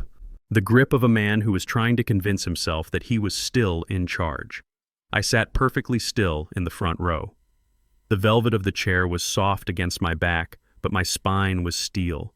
I did not flinch. I did not jump. I simply let him touch me. I let him make the mistake of initiating contact. "Excuse me," Gavin hissed. His voice was a wet whisper right in my ear. "You are in the wrong seat. The staff entrance is in the back." He still did not believe it was me. His brain was rejecting the evidence of his eyes. He saw the back of my head. He saw the set of my shoulders. He recognized the scar on my neck from an old shrapnel wound. But he could not reconcile the image of Bernard the basement dweller with Bernard the VIP. So he invented a story. In his mind, I was just a waiter or a janitor who had stolen a tuxedo and snuck into the front row. He thought he was busting me. He thought he was going to drag me out by my collar and save the day. I took a slow breath. I smelled the cheap gin on his breath. It cut through the expensive perfume of the woman sitting next to me. "Turn around," he demanded, his fingers digging into my tuxedo jacket. "Look at me when I am talking to you." He wanted a confrontation. He wanted to see the fear in my eyes. He wanted to see me apologize and shuffle away. He was addicted to my submission. He needed it to feed his starving ego. I tightened my grip on the silver handle of my cane. I planted my feet firmly on the floor. "I am not the staff, Gavin," I said. My voice was low. It was calm, and it was speaking English. Gavin froze. His hand went limp on my shoulder, but he did not pull it away. He recognized the voice. It was the voice that had said good morning to him for 5 years. It was the voice that had asked for pain medication 2 days ago. "Bernard," he whispered. The word came out like a curse. I slowly rotated my upper body. I did not rush. I moved with the deliberate grace of a predator revealing itself in the tall grass. I turned until I was looking him directly in the face. Gavin looked terrible. His face was pale and slick with sweat. His eyes were bloodshot. The rented tuxedo was straining at the buttons. He looked like a boy who had put on his father's clothes and gotten lost in a casino. He stared at me. He stared at the silk lapels of my jacket. He stared at the diamond cufflinks catching the light. He stared at the way I looked at him, not with fear, but with absolute crushing pity. "What are you doing here?" he stammered. "How did you get in? This is a private event." He looked around, expecting security to descend on me. He expected the world to correct this error, but nobody moved. The billionaire to my left was sipping champagne. The countess to my right was checking her program. I belonged here. Gavin was the intruder. I adjusted my cuff. I smoothed the fabric of my sleeve where his sweaty hand had wrinkled it. I was invited, I said, just like you, Gavin. No! He shook his head rapidly. No, you have no money. You have nothing. You are homeless. I kicked you out. You did not kick me out, I corrected him gently. I left, and before I left, I took out the trash. Gavin blinked. He did not understand. He was still processing the visual shock. He was not ready for the auditory one. I leaned in closer. I wanted only him to hear this. I wanted this moment to be intimate, just family. I looked him dead in the eye. I summoned the rhythm of the language I had buried for 40 years, the language of my youth, the language of the city where I learned to survive. Gavin, deine Krawatte ist schief und du riechst nach Angst. I spoke the German words perfectly. My accent was not the clumsy tourist garble Gavin used. It was the sharp, clipped dialect of West Berlin. It was the sound of the streets. Gavin, deine Krawatte ist schief und du riechst nach Angst. Gavin, your tie is crooked and you smell like fear. Gavin recoiled as if I had slapped him. He stumbled back a step, bumping into the legs of a woman in the second row. She gasped and pulled her dress away from him. What did you say? He breathed. I smiled. It was not a nice smile. I said, your tie is crooked, I repeated in English. And then I switched back to German effortlessly. Und der Müll, von dem du gesprochen hast. Ist im Begriff, dich zu vernichten. And the trash you talked about. It is about to destroy you. Gavin's mouth opened and closed. No sound came out. His brain was misfiring. He was replaying the last 3 years of his life in a single second. He was remembering every time he had insulted me in German. Every time he had called me stupid. Every time he had called me a burden. Every time he had laughed with his friends thinking I was just a piece of furniture. You knew, he whispered. The horror was dawning on him. You understood. Everything, every word, Gavin, I said, every single word. I heard you call me a parasite. I heard you call my wife's memory a joke. I heard you call my painting garbage. Gavin's knees buckled. He grabbed the back of my chair to steady himself. His face went from pale to a sickly shade of gray. But you smiled, he said, his voice cracking. You nodded. You poured the wine. I was waiting, I said. A soldier knows when to shoot Gavin, and a soldier knows when to wait. I reached out and brushed a piece of lint off his cheap lapel. And now, Gavin, I said softly, the waiting is over. Gavin looked terrified. He looked at me like I was a monster. He had created a monster in his own basement, and now it had come upstairs to eat him. He tried to speak again. He wanted to demand answers. He wanted to scream. But the room suddenly went dark. The house lights plunged into blackness, leaving only the murmurs of the crowd. Ladies and gentlemen, the amplified voice of the auctioneer boomed through the hall, cutting off Gavin's escape. Please take your seats. The auction is about to commence. Gavin was trapped. He could not run. He was standing in the aisle, exposed and vulnerable. A security guard stepped out of the shadows and firmly guided him to the standing area at the side of the room. Gavin went limply. He kept looking back at me. His eyes were wide and pleading. He wanted me to tell him it was a joke. He wanted me to tell him this was a dream. I turned my back on him. I faced the stage. The spotlight hit the center of the podium with a violent snap. It was a circle of pure white light in the darkness. 2 handlers in white gloves walked out. They carried the large canvas covered in a black velvet cloth. Welcome to the Modern Masters collection, the auctioneer said. He was a man with a British accent that sounded like it cost money. Tonight we begin with a truly exceptional discovery. A piece that has been the subject of whispers and rumors for decades. I could hear Gavin breathing from 10 feet away. It was a ragged, gasping sound. He knew the size of that canvas. He knew the shape of that frame. Lot number 1, the auctioneer announced. From the private collection of Mr. Bernard Freeman. He gestured to me. The spotlight swung briefly to my seat. I did not stand up. I just inclined my head slightly, acknowledging the room. The crowd applauded politely. They saw a distinguished collector. Gavin saw his executioner. The spotlight snapped back to the stage. We present to you the lost masterpiece of the Chaos series by Hans Weber. The handlers pulled the cord. The black velvet fell away. The painting was revealed. It was not the dusty thing in the basement. Under the professional gallery lighting, the colors sang. The blues were electric. The grays were deep and mournful. The texture of the paint was 3-dimensional, casting tiny shadows that made the image seem to move. It was violence and beauty wrapped in a wooden frame. I heard a sound from the side of the room. It was a high-pitched whimper. Gavin was staring at the stage. He was gripping the velvet rope that separated him from the rich people. His knuckles were white. He recognized it. He recognized the scratch on the bottom left corner where he had kicked it. He recognized the chipped paint on the top right where Chad had banged it against the wall. It was the trash. It was the garbage he had sold for $50. But up there on the stage, it did not look like garbage. It looked like a god. The auctioneer consulted his notes. This work, titled "The Chaos of Silence," is a seminal example of post-war German expressionism. It is pristine, unrestored, and completely fresh to the market. Gavin looked at me. I could feel his gaze burning a hole in the side of my head. He was doing the math. He was realizing that the paper he signed the receipt he had laughed at was his death warrant. He had sold a copy, but the auction house was selling the original. "We will start the bidding," the auctioneer said, looking around the room. I leaned forward in my chair. I gripped my cane. "Shall we open the bidding at $2 million? $2 million. The words hung in the air. I heard a thud. I did not look, but I knew what it was. Gavin Thorne. The man who thought he ruled the world had just dropped to his knees on the carpet. He was watching $2 million float away from him, and the night had only just begun. I smiled at the painting. Hans, old friend, I thought, let us show them what silence sounds like when it finally screams. The air in the room was thin. It was the kind of atmosphere where breathing felt like a disturbance. I sat in the front row with my hands resting on the silver handle of my cane. My heart was beating a slow and steady rhythm against my ribs. It was the rhythm of a sniper who has waited 3 days in the mud for a single clear shot. I was not looking at the stage. I was not looking at the painting that glowed under the spotlights. I was listening. I was listening for the sound of a soul breaking apart in the back of the room. The auctioneer adjusted his glasses. He looked out at the sea of faces with the calm authority of a captain steering a ship through a storm.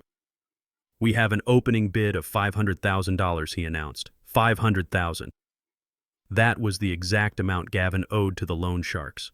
That was the debt that was drowning him. That was the reason he had stolen my house and cut my medication. I heard a sharp intake of breath from behind me. It was a wet, ragged sound. Gavin was doing the math. He was realizing that the canvas he had kicked in the basement was worth his entire freedom. $600,000 to the lady in the front. $700,000 on the phone. $800,000. The numbers were flying now. They were not just numbers. They were bullets. Each increment was a physical blow to the man standing behind the velvet rope. $1 million. The words hung in the air like smoke. $1 million. That was the value of the townhouse Gavin had forced me to sign over. That was the price of his greed. I turned my head slightly, just enough to catch a glimpse of him in my peripheral vision. Gavin was gripping the velvet rope with both hands. His face was a mask of terror. He was sweating. I could see the moisture glistening on his forehead under the house lights. His eyes were darting back and forth between the bidders as if he could stop them with his glare. $1,200,000. $1,500,000. The bidding war had begun. The representative from the Berlin Museum was raising his paddle with mechanical precision. A private collector from Tokyo was countering him instantly. They were fighting for the privilege of owning my pain. They were fighting for the chaos I had lived through. Gavin was shaking. I could see the tremors running through his body. He was looking at the painting. He was really looking at it for the first time. He saw the heavy impasto of the blue paint. He saw the violent gray swirls. And then he saw it. I knew the exact moment he saw it. His eyes locked onto the bottom left corner of the frame. There was a small indentation there, a scratch in the wood. It was the mark his expensive Italian leather shoe had made when he kicked the painting in the basement 3 nights ago. He knew that mark. He had made that mark. The realization hit him like a physical slap. This was not a similar painting. This was not another work by the same artist. This was the exact physical object he had held in his hands. This was the object he had called trash. This was the object he had sold to himself for $50. $1,800,000, the auctioneer chanted. Do I hear $2 million? $2 million from the gentleman in the back. The price had quadrupled the debt Gavin owed. It was enough money to retire. It was enough money to disappear. And it was slipping through his fingers like sand. Gavin let out a noise. It was a low moan that rose in pitch. It sounded like an animal caught in a trap. People in the back rows turned to look at him. They saw a man in an ill-fitting tuxedo unraveling in real time. 2,200,000. 2,500,000. The numbers were becoming abstract. They were becoming too large to comprehend. But for Gavin, they were very real. Every 100,000 was another nail in his coffin. He started to move. He pushed against the velvet rope. The security guard stepped forward, but Gavin shoved him aside with a strength born of pure panic. "Stop," he hissed. Nobody heard him over the murmur of the crowd. 2,800,000! Going once! Stop it! Gavin screamed. The scream tore through the room, shattering the decorum of the event. Silence fell instantly. Every head turned. The auctioneer froze with his gavel in midair. Gavin stumbled into the aisle. He looked wild. His bow tie was undone. His hair was plastered to his forehead. He pointed a shaking finger at the stage. "That is mine," he yelled. "That painting is mine." He ran down the aisle toward the front. He looked at the painting with a mix of hunger and hatred. "Stop the bidding," Gavin shouted, his voice cracking. "You cannot sell that. It belongs to me. I have the receipt. I bought it." He reached into his pocket and pulled out a crumpled piece of paper. It was not the receipt. It was a cocktail napkin. He realized his mistake and frantically patted his other pocket, searching for the proof that did not exist. "I bought it for $50, he raved. "He sold it to me. The old man sold it to me." He pointed at me. "Him," Gavin screamed. "He is a fraud. He is senile. He does not know what he is doing. That is my property." I did not stand up. I did not turn around. I sat in my chair like a statue. I let the room see him. I let them see the contrast. On one side, a distinguished gentleman sitting in silence. On the other, a raving lunatic screaming about $50 in a room where people were spending millions. Security was moving now. 3 large men in black suits were closing in on him from the sides of the room. Gavin saw them coming. He lunged toward me. "Bernard, tell them," he pleaded, his anger turning instantly to begging. "Tell them it is a mistake. Tell them we have a deal. You signed the paper, Bernard. You signed it." He reached for me. His hand was inches from my shoulder. A security guard tackled him. It was not a gentle restraint. The guard hit him low, grabbing him around the waist and driving him away from the seated guests. Gavin hit the carpet with a heavy thud. "Get off me," Gavin shrieked. "Do you know who I am? I am Gavin Thorne. I own that painting." 2 more guards descended on him. They pulled his arms behind his back. They hauled him to his feet. He was kicking and thrashing, his expensive shoes scuffing the floor. "Get him out of here," the auctioneer said, his voice cold and disgusted. They began to drag him backward. Gavin dug his heels in. He looked at me one last time. His eyes were wide with betrayal. He truly believed he was the victim. He truly believed that I had stolen from him by refusing to be robbed. "Bernard, help me," he cried. "Dad, please." I slowly turned my head. I looked at him. I looked at the son-in-law who had mocked my language. I looked at the man who had hurt my daughter. I raised my hand. I did not wave. I simply adjusted my glasses and turned back to the stage. The doors at the back of the hall burst open. The guards threw him out. I heard his voice fading into the lobby, screaming about lawsuits and receipts until the heavy doors swung shut, cutting off the noise. The room was silent again. The shock hung in the air. The auctioneer cleared his throat. He was a professional. He knew that the show must go on, and he knew that scandal only drives prices higher. "We apologize for the interruption," the auctioneer said, smoothing his tie. "It appears we have a passionate admirer of Mr. Weber's work. However, let us return to business. We were at 2,800,000. A hand went up in the front row. It was the representative from the Berlin Museum. He looked determined. He wanted to save the painting from the chaos he had just witnessed. $3 million, he said clearly. 3,200,000, the voice came from the phone bank. The Tokyo collector was not giving up. 3,400,000. 3,500,000. The room was buzzing again. The energy was frantic. Gavin's outburst had reminded everyone that this was not just canvas and oil. This was passion. This was madness. This was valuable. $3,600,000, the Berlin representative said. He held his paddle high. He looked at the auctioneer. He looked at me. He nodded respectfully. The auctioneer looked around the room. "Do I hear 3,007,000? Silence. Going once at 3,600,000. Going twice. I closed my eyes. I thought of the basement. I thought of the cold cot. I thought of the $50 bill lying on the concrete floor. Sold, the auctioneer shouted. The gavel came down. Bang! The sound was sharper than a gunshot. It was the sound of a judge passing sentence. $3,600,000 to the Museum of Berlin. Thank you, ladies and gentlemen. Applause broke out. It was polite and enthusiastic. People were turning to me, smiling, clapping, congratulating the lucky owner. I sat there while the waves of applause washed over me. I felt a profound sense of exhaustion. It was over. The trap had sprung. The wolf was caught. I stood up slowly. I took my cane. I bowed slightly to the auctioneer. I walked up the aisle. I walked past the spot where Gavin had been tackled. The carpet was still rumpled. I walked out of the hall and into the lobby. Through the glass doors of the main entrance, I could see the street outside. A police cruiser was parked at the curb with its lights flashing. Gavin was there. He was handcuffed. He was leaning against the hood of the police car. His tuxedo was torn. His face was dirty. He looked like a broken doll. He saw me coming through the doors. He straightened up, trying to salvage some shred of dignity. "You planned this," he shouted through the glass. "You set me up." I pushed the door open and stepped out into the cool night air. I walked past him. I did not stop. "You sold me a copy, Gavin," I said without looking at him. "You have the receipt. Remember." But the money, Gavin yelled, pulling against the handcuffs. "The $3 million. It is mine. I fed you. I housed you. The money belongs to the owner of the painting," I said, signaling for my car. "And since you only bought the reproduction, the money belongs to me." The valet pulled up in the black town car I had hired. He opened the door for me. "Where to, Mr. Freeman?" the driver asked. "Take me to the bank."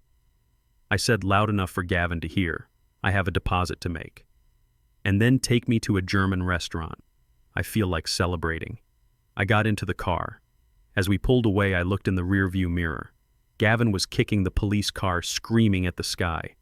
He looked small. He looked insignificant. He looked like exactly what he was. A man who had traded a diamond for a grain of sand because he was too arrogant to turn on the light. The courtroom smelled of floor wax and stale coffee. It was a sterile scent that I associated with bureaucracy and waiting. I sat at the defendant table next to Harper. She was wearing a navy blue suit that looked like armor. Her posture was straight and her eyes were focused on the judge. I sat with my hands folded in my lap. My cane leaned against the table leg. To the casual observer, I looked like a tired old man who had been dragged into a confusion he did not understand. But inside, I was alert. I was counting the heartbeats. I was watching the enemy across the aisle. Gavin sat with his lawyer, a man with slicked back hair and a suit that was too shiny. Gavin looked better than he had at the auction. He had shaved and put on a fresh shirt. He was trying to project the image of a wronged businessman. He was trying to look like the victim of a senile old man's treachery. But I could see his leg bouncing under the table. I could see the way he chewed on the inside of his cheek. He was terrified. He was suing me for $3.6 million, and he knew that if he lost, he would leave this room in handcuffs. The judge entered. She was a woman in her 60s with reading glasses perched on the end of her nose and a face that had seen every lie humanity had to offer. She sat down and opened the file. "Mr. Thorne, you are the plaintiff," the judge said. "Please state your case." Gavin stood up. He buttoned his jacket. He put on his most sincere voice. "Your Honor," he began, "this is a simple case of breach of contract. 2 weeks ago, I entered into a verbal and written agreement with my father-in-law, Bernard Freeman. I agreed to purchase a painting from him for the sum of $50. He accepted the money. He signed the bill of sale." Gavin paused for effect. He looked at me with a mixture of pity and condescension. "Mr. Freeman is getting on in years," Gavin continued, lowering his voice. "His memory is not what it used to be. I believe he simply forgot that he sold the item to me. But a deal is a deal. When that painting sold at auction for millions, that money legally belonged to me. He stole my property and sold it behind my back." Gavin's lawyer stood up and handed a piece of paper to the bailiff. "Exhibit A," the lawyer said, "the bill of sale signed by Bernard Freeman." The bailiff handed the paper to the judge. She adjusted her glasses and read it. The room was silent. I could hear the hum of the air conditioning. Gavin was smiling. It was a small, tight smile. He thought he had won. He thought that a piece of paper with my signature was a magic spell that would give him everything he wanted. The judge looked up. "Mr. Freeman, do you recognize this signature?" she asked. I stood up slowly. I leaned on my cane. "Yes, Your Honor," I said clearly. "That is my signature." Gavin let out a breath of relief.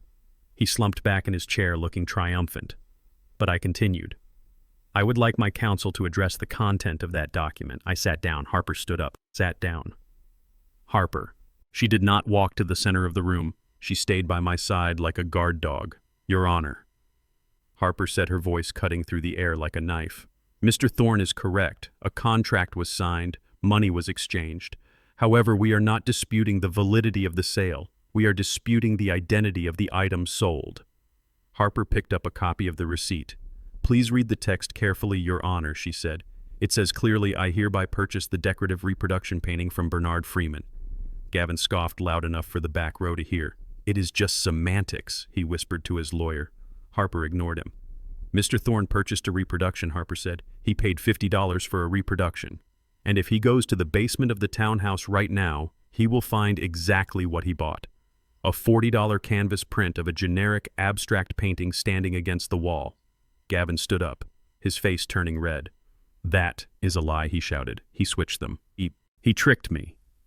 "Sit down, Mr. Thorne," the judge snapped. Harper walked to the evidence table. She placed a thick folder on the wood. "We have sworn affidavits from the auction house," Harper said. "The painting that sold for $3.6 million was authenticated as the original Hans Weber. It has been in Mr. Freeman's possession since 1978. Furthermore, we have forensic video evidence from the security cameras Mr. Thorne himself installed in the house." Gavin went pale. He had forgotten about the cameras. He had forgotten that he was the one who insisted on surveillance to watch the maids. Harper pulled out a tablet. "This footage is from the night before the sale," she said. She pressed play. The screen showed me in the basement. It showed me wrapping the real painting in black plastic. It showed me placing the cheap print against the wall and covering it with the drop cloth. "This was 12 hours before Mr. Thorne forced my client to sign that receipt," Harper said. "When Mr. Thorne handed over that $50, the original painting was already in the trunk of Mr. Freeman's car. Mr. Thorne negotiated for the object in the basement. The object in the basement was a fake. He bought a fake. He owns a fake. The original never entered the transaction. The logic was brutal and inescapable. Gavin had bought the object he pointed at. That object was a print. The real masterpiece was never on the table." Gavin looked at his lawyer. His lawyer was closing his briefcase. The lawyer knew it was over. "But I thought it was trash," Gavin stammered. "I thought they were the same thing." "Your ignorance of art is not a legal defense for claiming $3 million, Harper said coldly. "You signed a contract for a reproduction. You got a reproduction. The plaintiff has no claim to the proceeds of the auction." The judge nodded. She closed the file. "The court finds in favor of the defendant," she ruled. "Mr. Thorne, your claim is dismissed with prejudice. You are ordered to pay all legal fees for Mr. Freeman." Gavin looked like he had been punched in the stomach. He sat frozen in his chair. He had lost the money. He had lost the lawsuit. He was ruined. But we were not done. Harper looked at the judge. "Your Honor, there is one more matter," she said. "During the discovery process for this trial, we uncovered evidence of a more serious nature." Gavin looked up. His eyes were wide with panic. "What evidence?" he whispered. Harper held up a flash drive. "Mr. Thorne claimed that he was a loving caregiver to his father-in-law," Harper said. "He claimed that Mr. Freeman was senile and confused. However, the audio recordings from inside the home tell a different story." She looked at the bailiff. "Please play file number 3. The sound of Gavin's voice filled the courtroom. It was the recording I had made on my burner phone the night he shoved me. "You do not give orders here, Bernard. I own you. I own this house. I own the clothes on your back." Then the sound of a scuffle. The sound of a body hitting the floor. The sound of me groaning in pain. "Look what you made me do, Bernard. You make me the bad guy. Get up. Stop being dramatic." The silence in the courtroom was absolute. The stenographer stopped typing. The judge's face hardened into stone. She looked at Gavin not as a litigant, but as a criminal. "This recording was made on the night Mr. Freeman sought emergency medical treatment for a dislocated shoulder," Harper said. "Mr. Thorne claimed it was a fall. The audio suggests it was assault. Furthermore, we have recordings of Mr. Thorne canceling Mr. Freeman's prescription medication and admitting to financial exploitation of a vulnerable adult." Gavin stood up, knocking his chair over. That is out of context, he screamed. He provoked me. He is crazy. Sit down, the judge ordered, her voice booming. I did not sit down. I stood up. I walked to the center of the aisle. I looked at Gavin. I am not crazy, Gavin, I said, my voice steady and strong. And I am not a burden. I am the man who documented every time you threatened me. I am the man who saved every receipt you threw away. You thought I was silent because I was weak. I was silent because I was building your cage. The judge turned to the bailiff. Take Mr. Thorne into custody, she said. Gavin's eyes bulged. Custody for what? He shrieked.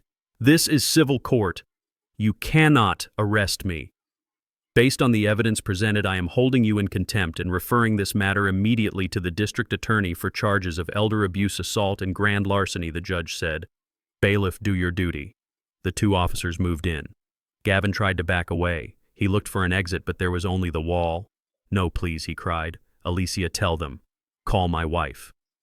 Alicia was not there. I had told her not to come. I wanted to spare her the sight of her husband being dragged away. The officers grabbed Gavin's arms. They spun him around. The sound of the handcuffs ratcheting shut was the sweetest music I had ever heard. Click, click. It was the sound of the end. Gavin struggled. He looked at me with tears streaming down his face. Bernard, he begged, I am sorry. I will give you the house back. Just tell them to stop. I looked at him. I leaned on my cane. I remembered the basement. I remembered the cold. I remembered the $50 bill on the floor. You cannot give me the house, Gavin, I said. You do not own it anymore. The bank does. And as for the rest, I turned my back on him. You should have learned German, I said over my shoulder. Then you would have known that the word for goodbye is auf Wiedersehen. I walked out of the courtroom. I heard Gavin screaming my name as they dragged him through the side door to the holding cells. I walked out into the hallway where the sunlight was streaming through the high windows. Harper walked beside me. She put a hand on my arm. Are you okay, Bernard? She asked. I took a deep breath. My shoulder ached a little, but my knees felt lighter than they had in years. I am better than okay, Harper, I said. I am free. We walked toward the exit. The legal battle was over. The money was safe. The predator was in a cage. But there was one last thing to do. One last loose end to tie up before I could truly start my new life. I had to face the one person who had watched it all happen and done nothing. I had to face my daughter. My hotel suite at the Ritz-Carlton was quiet. It was the kind of silence that cost $1,000 a night. I sat by the window watching the rain fall on the city streets below. It was the same rain that had soaked me 3 nights ago when I left my home, but now it looked different. It looked like a cleansing. It looked like a baptism. I took a sip of Earl Grey tea from a bone china cup and listened to the soft jazz playing in the background. My knees were warm. My shoulder was healing. My bank account was full. I had everything a man could want except for the one thing that money cannot buy. I did not have a family. Then came the knock on the door. I knew who it was. I had instructed the concierge to let her up. I wanted this meeting. I needed this closure. I stood up and walked to the door. I checked my reflection in the mirror. The tuxedo was gone, replaced by a cashmere sweater and dark trousers. I looked like a grandfather. I looked like the man I used to be before Gavin Thorne turned me into a ghost. I opened the door. Alicia stood there. She looked like a shipwreck. Her hair was wet and plastered to her skull. Her designer coat was soaked through. Her eyes were red and swollen, almost shut from crying. She was trembling, not from the cold, but from the terror of a woman who has watched her entire world dissolve in 24 hours. "Daddy," she choked out. She threw herself at me. She wrapped her wet arms around my neck and buried her face in my chest. She smelled of rain and desperation. "Daddy, please. You have to help us." I did not hug her back. I stood with my arms at my sides like a statue. I let her cry. I let her soak my expensive sweater with her tears. I waited for the sobbing to subside. I waited for the pitch to turn from sorrow to begging. "It is a nightmare, Daddy," she wept, pulling back to look at me. "They took him. They took Gavin. The police came to the house this morning. They put him in a cell with criminals. He is terrified. He is calling for you." I walked back into the room, leaving the door open.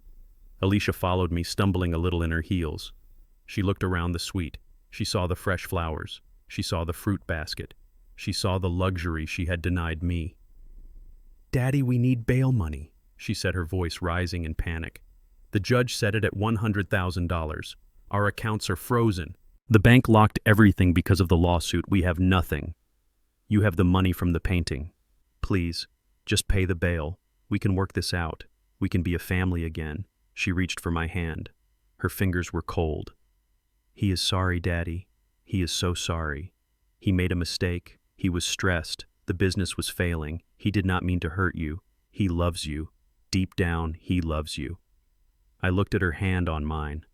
I looked at the manicure I had paid for when I still had access to my pension.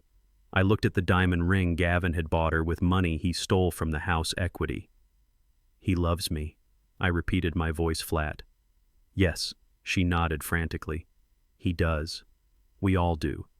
Please, Daddy, don't let him rot in there. He is my husband. He is your son. I pulled my hand away. I did not do it violently. I did it slowly, like I was removing a leech. Sit down, Alicia, I said. She sat on the edge of the velvet sofa, perching nervously. She wiped her eyes with the tissue, looking up at me with the expectant eyes of a child who thinks her father can fix anything. Daddy, she whispered. I sat in the armchair opposite her. I crossed my legs. I looked at her. I really looked at her. I looked for the little girl I used to carry on my shoulders. I looked for the teenager I taught to drive. I looked for the young woman I walked down the aisle. I could not find her. All I saw was a stranger in wet clothes. You say he loves me, I said quietly. You say he made a mistake. Yes, Alicia cried. It was just a misunderstanding. A misunderstanding, I said, testing the word. Was it a misunderstanding when he called me garbage in German? Was it a misunderstanding when he moved me into the basement? Was it a misunderstanding when he canceled my pain medication because it cost $40? Alicia flinched. She looked down at her lap. He was under pressure, she mumbled. You do not know what it is like, Daddy. The investors, the debt. I know exactly what it is like, I said, cutting her off. I was in a war, Alicia. I had bullets flying over my head. I had men dying in my arms. I was under pressure every single day of my life for 3 years. And do you know what I never did? I never kicked a helpless old man. I never stole from my family. I never called a human being trash. Alicia began to sob again. But Daddy, please, stop crying, I said. My voice was not loud, but it had the weight of iron. Stop crying and listen to me. She went silent, choking back a sob. You are asking me to save him, I said. You are asking me to use the money from the painting to buy his freedom. Yes, she whispered. Please. I leaned forward. Where were you, Alicia? I asked. She looked confused. What? Where were you when he moved my things to the basement? I asked. Where were you when he told the guests I was senile? Where were you when he shoved me in the living room and dislocated my shoulder? I was scared, she stammered. No, I said. You were not scared. You were comfortable. I stood up and walked to the window. I looked out at the city. You liked the lifestyle, Alicia, I said, without turning around. You liked the house in the exclusive zip code. You liked the country club dinners. You liked the illusion that you were better than where you came from. And if the price of that lifestyle was my dignity, you were willing to pay it. That is not true, she protested. I loved you. I tried to protect you. You watched him kick me, I said, turning back to face her. You stood there and watched him kick me while I was on the floor. And you did not call the police. You did not call an ambulance. You told me to go to my room. Alicia buried her face in her hands. You are an accomplice, Alicia, I said coldly. You are not a victim. You are the getaway driver. You drove the car while he robbed me of my pride. And now that the car has crashed, you want me to pay for the tow truck. I am your daughter, she wailed. I am your flesh and blood. Blood does not make you family, I said. Loyalty makes you family. Respect makes you family. And you, Alicia, you have neither. I walked over to the desk in the corner of the room. I opened the drawer. Inside lay my wallet. I opened it. I took out a single bill. It was wrinkled. It was dirty. It had a crease down the middle where it had been folded and unfolded 100 times. I walked back to Alicia. Stand up, I said. She stood up, wiping her face, hoping. She saw the money in my hand. She probably thought it was a check. She probably thought it was the start of a bank transfer. I held out the bill. Take it, I said. She looked at it. She recognized it. It was the $50 bill. The same $50 bill Gavin had thrown on the basement floor. the same $50 bill he had forced me to pick up on my bad knees. "What is this?" she whispered. I took her hand and pressed the bill into her palm. I closed her fingers around it. "This is your inheritance, Alicia," I said. She stared at me in horror. "Daddy, no." "Gavin bought a reproduction for $50, I said. "That is the legal value of what he purchased. And since you chose him over me, since you chose his lies over my truth, this is what you get." I stepped back. "You wanted the money from the transaction," I said. "There it is. $50. Take it and go bail him out." "But Daddy," she screamed, "this won't buy anything." "It will buy a taxi ride to the courthouse," I said. "Or maybe a few minutes of phone time so you can tell him that his plan failed." Alicia looked at the bill in her hand. She looked at me. Her face crumpled. The realization hit her. There was no millions coming. There was no rescue. There was only the cold, hard consequence of her own choices. "Please," she whispered one last time. "I have nowhere to go. They are foreclosing on the house." "Then you better start walking," I said. "I hear the basement in the shelter is very cold this time of year." I walked to the door and held it open. "Get out, Alicia." She stood there for a long time. She looked small and pathetic. But I did not feel pity. I felt relief. I was cutting off a gangrenous limb. It hurt, but it was necessary to save the body. She walked to the door. She paused on the threshold. "I hate you," she hissed. "I know," I said calmly. "You hate me because I survived. Now go." I closed the door. I locked it. I walked back to the window. I watched the street below. A few minutes later, I saw a small figure exit the hotel and walk out into the rain. She did not get into a taxi. She just walked disappearing into the gray city. I took a deep breath. The air in the room tasted sweet. I went back to my tea. It was still warm. I was alone. But for the first time in 3 years, I was not lonely. I was free. I picked up the phone. I dialed a number. "Hello, Harper," I said. "Yes, Bernard." "Is the foundation paperwork ready?" I asked. "It is ready," Harper said. "Good," I said. "Bring it over." "I want to sign it today. I want every cent of that $3.6 million to go to the Veterans Art Program. I want to make sure that no old soldier ever has to sleep in a basement again." I hung up the phone. I looked at the empty chair where Alicia had sat. "Goodbye, daughter," I whispered. And then I turned my face to the sun that was just beginning to break through the clouds. They say that rock bottom has a basement. Gavin Thorne found out that the basement of rock bottom is cold and it smells of stainless steel and regret. I did not visit him. I had no desire to see him wearing an orange jumpsuit that clashed with his pale skin. But I heard reports. Harper kept me informed not because I asked, but because she believed in the completeness of justice. Gavin was being held in the county detention center awaiting trial. He could not make bail. The judge had frozen his assets, and his friends, the ones who drank his scotch and laughed at his jokes, had vanished like smoke in a strong wind. It turns out that socialites are allergic to scandal, and Gavin was not just a scandal. He was a pariah. The recordings Harper played in court did not stay in the courtroom. In the age of the internet, secrets have wings. Someone leaked the audio of Gavin calling me a parasite. Someone leaked the audio of him mocking my intelligence and my race. It went viral. Millions of people heard the arrogant voice of a man who thought he was untouchable. They heard the cruelty. They heard the racism stripped of its polite suburban camouflage. The backlash was swift and brutal. The investment firm where Gavin worked fired him publicly, distancing themselves from his toxic behavior. His college alumni association removed his name from their donor wall. The country club where he played golf and bragged about his handicap revoked his membership, citing a violation of their code of conduct. I imagined him sitting in his cell. It was probably 6 feet by 8 feet, smaller than the room he had forced me to live in. I wondered if he thought about the irony. I wondered if he realized that he had built this cage bar by bar with his own arrogance. Harper told me that he was having a hard time. The other inmates did not like him. They did not like men who abused the elderly. They did not like men who thought they were better than everyone else. Gavin Thorne, the man who demanded only the finest things in life, was now eating bologna sandwiches and sleeping on a thin mattress next to a toilet. He was learning a new language now, not German, but the language of survival. And unlike me, he did not have the strength for it. He tried to call Alicia. He tried to call his former partners. Nobody answered. He was screaming into a void. The silence he had tried to force upon me had now enveloped him completely.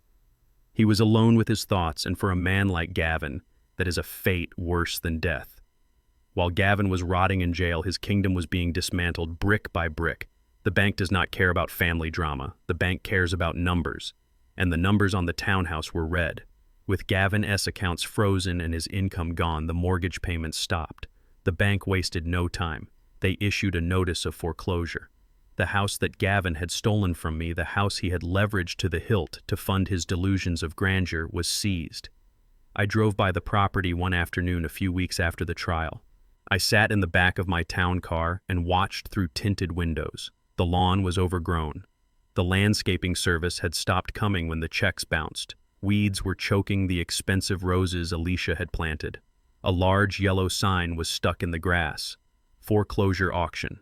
It was a pathetic sight. The house looked tired. The windows were dark. It looked like a body that had given up the ghost. I saw the neighbors walking their dogs. The Hendersons, the same people Gavin had tried so hard to impress. They stopped and looked at the sign. They shook their heads. I could see them whispering. They were not mourning the loss of a neighbor. They were gossiping about the scandal. They were worried about their property values. Gavin had sacrificed his soul to belong to this tribe, and in the end, they looked at his ruin as nothing more than an eyesore. The bank scheduled the auction for a Tuesday morning. It was a public sale held on the courthouse steps. It is a humiliating way to lose a home. Your life is sold off to the highest bidder while strangers watch and calculate their profit margins. Gavin heard about it in jail, his public defender told him. I heard he cried. He cried not for the loss of the home, but for the loss of the symbol. That house was his mask. Without it, he was just a broke criminal with a bad reputation. I decided to attend the auction. Not in person. I did not want to give the neighbors the satisfaction of seeing me. I sent a representative, a young lawyer from Harper S. firm named Marcus. He was sharp and he followed instructions perfectly. The bidding was sluggish. The house had a bad energy. People knew the story. They knew it was the house where the famous racist audio recordings were made. It was tainted. The bank opened the bidding at $1.5 million. It was a steal for the neighborhood, but nobody raised a hand. $1.5 million going once the auctioneer called out. Marcus raised his hand. 1.6, he said. There was a pause. A developer in the back raised his hand. 1.7. I was on the phone with Marcus listening. 2 million, Marcus said calmly. The developer shook his head. He knew when to walk away. He did not want a property with baggage. Going once. Going twice. Sold for $2 million. I hung up the phone. I sat back in my chair at the Ritz-Carlton. I owned the house again, but I did not want to live there. I could never sleep under that roof again. There were too many ghosts, too many memories of disrespect, too many echoes of Gavin S. voice. However, I had a plan that would serve as the final nail in the coffin of Gavin S. ego. I hired a construction crew immediately. I told them I wanted the walls torn down. I wanted the space opened up. I wanted the basement, the dark, damp hole where I had been banished, to be gutted and transformed. I turned the basement into a studio. I put in skylights. I put in top-of-the-line ventilation. I filled it with easels and canvases and paints. I turned the main living room, the room where Gavin had shoved me, into a gallery space. I ripped out the beige wallpaper and painted the walls a stark, crisp white. I renamed the house.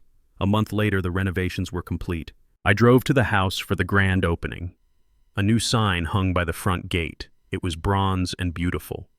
The Hans Weber Center for Black Artists. I had turned Gavin S.'s exclusive white fortress into a sanctuary for the very people he despised. I had created a residency program for young struggling artists of color. They would live there for free. They would create art. They would fill the house with jazz and laughter and the smell of turpentine. I stood on the sidewalk and watched the first group of residents arrive. They were young, they were talented, they carried portfolios and dreams. One of them, a young man with dreadlocks, looked at the house with wide eyes. "Is this really for us?" he asked me. "It is for you," I said. "It is for anyone who has ever been told they do not belong." I walked them inside. I showed them the gallery. I showed them the kitchen where they could cook communal meals. And then I took them to the basement.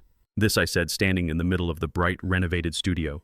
"This is where the magic happens. This used to be a place of darkness. Now it is a place of light. Paint what you feel. Paint the truth. I thought about Gavin. I knew that news traveled fast in prison. I knew that eventually someone would show him a newspaper or tell him what had become of his precious estate. He would learn that his home was now filled with young black men and women creating art that defied his narrow worldview. He would learn that the basement where he tried to bury me was now the birthplace of a new generation of masters. It was the ultimate justice. I did not burn his house down. I did something far more destructive to his legacy. I replaced his hatred with beauty. I walked out to the front porch and looked at the neighborhood. The Hendersons were peeking out from behind their curtains. Let them look. Let them see that the world was changing. I took a picture of the bronze sign. I texted it to Harper. "Done," I typed. She replied instantly. Hans would be proud. I put my phone away. I felt a lightness in my chest that I hadn't felt in years. The heavy burden of anger was gone, replaced by the steady hum of purpose. I had settled the score. I had reclaimed my dignity. And I had ensured that Gavin Thorne would be remembered not as a successful businessman, but as the fool who lost a kingdom because he couldn't see the value of a human soul. Berlin welcomed me back, not with a parade, but with a gray sky that looked exactly like the layers of paint on Hans Weber's canvas. The air at Brandenburg Airport tasted different than the air in Chicago. In Chicago, the air was heavy with humidity and expectation. It was thick with the silent judgment of people who looked at my skin and my cane and decided I was nothing. But here in Berlin, the air was crisp and smelled of coal smoke and history. It smelled of a city that had been broken in half and glued back together just like me. I stepped out of the taxi in front of the Hotel Adlon. The doorman was a young man with blonde hair and a uniform that fit him perfectly. He saw me struggling to get my leg out of the car. He did not stand back and watch like Gavin used to do. He did not sigh with impatience. He rushed forward. He offered me his arm. "Allow me, sir," he said in English. I looked at him. I smiled. "Danke schön, junger Mann," I replied in clear German. "Aber ich schaffe das schon." "Thank you, young man, but I can manage." The doorman smiled back. Not a condescending smile, a genuine one. "Willkommen zurück in Berlin, mein Herr," he said. "Welcome back, sir." I walked into the lobby. My cane tapped against the marble floor. I was wearing a heavy wool coat I had bought in New York. It was warm. It was expensive. It was the kind of coat a man wears when he has nothing to prove to anyone. I spent the first 2 days just walking. My knees still hurt, but the pain was different now. It was a clean pain. It was the pain of use, not the pain of rust. I walked through the Tiergarten. I walked past the Brandenburg Gate. I walked to the neighborhood in Kreuzberg where the old loft used to be. The building was still there. It had been renovated. The broken windows were gone, replaced by modern glass. The graffiti was gone. But I closed my eyes and I could still see it. I could still see Hans standing in the doorway with paint on his hands, smoking a cigarette and telling me that art was the only truth worth dying for. I took a taxi to the cemetery on the outskirts of the city. It was a quiet place overgrown with ivy. I found the simple stone marker, Hans Weber, 1948 to 2014. I stood there for a long time. The wind bit at my face, but I did not button my collar. I wanted to feel it. "I did it, Hans," I whispered. I made them listen. I placed a copy of the auction catalog on the grave. The cover featured a glossy, high-resolution image of the chaos of silence. "You are not forgotten, my friend," I said. "You are immortal now. And the man who called your work trash is sitting in a cell where the only view is a concrete wall." I turned away. I did not cry. Soldiers do not cry when the mission is accomplished. We just pack up our gear and move on to the next objective. On the third day, I went to the museum. The Museum of Contemporary Art in Berlin is a glass fortress. It is a place where culture is guarded like gold. I walked up the wide steps. Banners hung from the roof announcing the new exhibition, Post-War Shadows. I walked to the ticket counter. I reached for my wallet. The woman behind the glass looked at me. She looked at my face. Then she looked at a photograph taped to her desk. Her eyes went wide. "Herr Freeman?" she asked. "Yes," I said. "Please," she said, pressing a button on her phone. "Wait one moment. The director wanted to know the second you arrived." 2 minutes later, a tall woman with glasses and an intense expression came hurrying across the lobby. She walked straight to me and extended both hands. "Mr. Freeman," she said, "it is an honor. A true honor. She did not look past me. She did not look through me. She looked at me with a reverence that made my throat tight. "Please come," she said. "It is this way." She led me through the galleries. We passed tourists and students. We passed security guards who nodded as we walked by. We entered the main hall, and there it was. The chaos of silence hung on the center wall. It was lit perfectly. It dominated the room. A group of art students sat on the floor in front of it, sketching in their notebooks. A tour guide was explaining the brushwork to a group of Japanese visitors. I walked closer. I looked at the small brass plaque next to the painting. The Chaos of Silence. Hans Weber, 1978. Gift of the Bernard Freeman Foundation. I stood there and let the words wash over me. Gift. Not sale. Gift. I had donated the money. All of it. After the taxes and the legal fees and the cost of the renovation on Gavin S. house, I had given the rest to the museum to fund a scholarship for artists who had no voice. I felt a hand on my arm. It was not Gavin S. heavy gripping hand. It was a light, respectful touch. I turned. An old man was standing there. He wore a beret and a scarf. He looked at me with watery eyes. "Bernard," he asked. I squinted. I looked at the lines on his face. I looked past the age. "Klaus," I asked. He laughed, a wheezing, joyful sound. He pulled me into a hug. Klaus was one of the others, one of the group who used to hang out in the loft back in the 70s. He was a poet back then. I heard the news, Klaus said, stepping back. I saw the name in the paper. I told my wife that it had to be you, the American soldier who brought us cigarettes and chocolate, the quiet one. "I am not so quiet anymore, Klaus," I said, smiling. We sat in the museum cafe for hours. We drank strong coffee and ate apple strudel. We talked about the old days. We talked about Hans. Klaus told me about his grandchildren. I told him about the center I had opened in Chicago. For the first time in years, I was not just a body taking up space. I was not a problem to be solved or a burden to be managed. I was Bernard. I was a friend. I was a man with a history and a future. I looked around the cafe. I saw people talking, laughing, reading. I saw a world that was vibrant and alive. And I realized that I was part of it again. Gavin had tried to erase me. He had tried to edit me out of the picture. He wanted me to be a smudge in the background. But he forgot that you cannot paint over the truth. The truth always bleeds through eventually. I finished my coffee. I said goodbye to Klaus, promising to meet him for dinner the next day. I walked out of the museum and down the street toward the river. The sun was setting, painting the sky in shades of violet and gray. I found a bench by the water and sat down. My cane rested against my knee. I thought about the journey that had brought me here. I thought about the basement. I thought about the cold nights on the cot. I thought about the moment Gavin threw that $50 bill on the floor. I reached into my pocket. I pulled out my wallet. I did not have that $50 bill anymore. I had given it to Alicia. It was the only thing I had given her. And it was exactly what she deserved. I wondered where she was now. I wondered if she had bailed Gavin out or if she had used the money for a bus ticket to nowhere. It did not matter. Their story was over. My story was just beginning. I took a deep breath, inhaling the cool river air. I had learned a hard lesson in the last few months. I learned that value is not determined by the appraiser. It is not determined by the auctioneer. And it is certainly not determined by the people who claim to love you while they steal your soul. Value is determined by what you are willing to defend. Gavin looked at a masterpiece and saw trash because his soul was empty. He looked at me and saw a burden because his heart was small.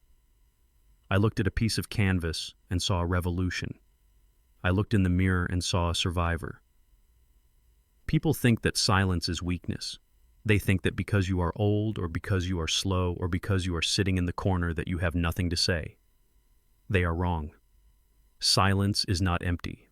Silence is full of answers. Silence is where you sharpen your sword. Silence is where you load the gun. I watch the boats drift down the river. I am 68 years old. My knees hurt. My shoulder aches when it rains. I have no wife. I have no children I can call my own. But I have my name. I have my dignity. And I have the knowledge that when the test came, I did not break. I stood up. I buttoned my coat. Tomorrow I would go to the university and speak to the art students. I would tell them about Hans. I would tell them about the power of seeing what others miss. I started walking back toward the hotel. My step was slow, but it was steady. My name is Bernard Freeman. I am a soldier. I am a father. I am a patron of the arts. And to anyone out there who is being told they are worthless, to anyone who is being pushed into a basement, to anyone who is being silenced, listen to me. Do not shout. Do not fight. Do not beg. Just wait. Watch. And keep the receipt. Because every dog has his day, but the wolf owns the night. If you enjoyed my story, please leave a like and tell me in the comments which city you are listening from. I read every single one. And remember, never let anyone tell you what you are worth. That is for you to decide. See you in the next story. I learned that true power does not need to shout to be heard. It sits quietly in the knowledge of its own worth. Gavin thought he could define my value based on my age and my background, but he was wrong. Value is internal. It is built on integrity, history, and the choices we make when we think no one is watching. Never let the noise of the world drown out your inner truth. If someone treats you like a cheap copy, remember that you are an original masterpiece, and originals are priceless. If this story resonated with you, please hit the like button and share it with someone who needs a reminder of their worth. Don't forget to subscribe for more stories of justice and redemption.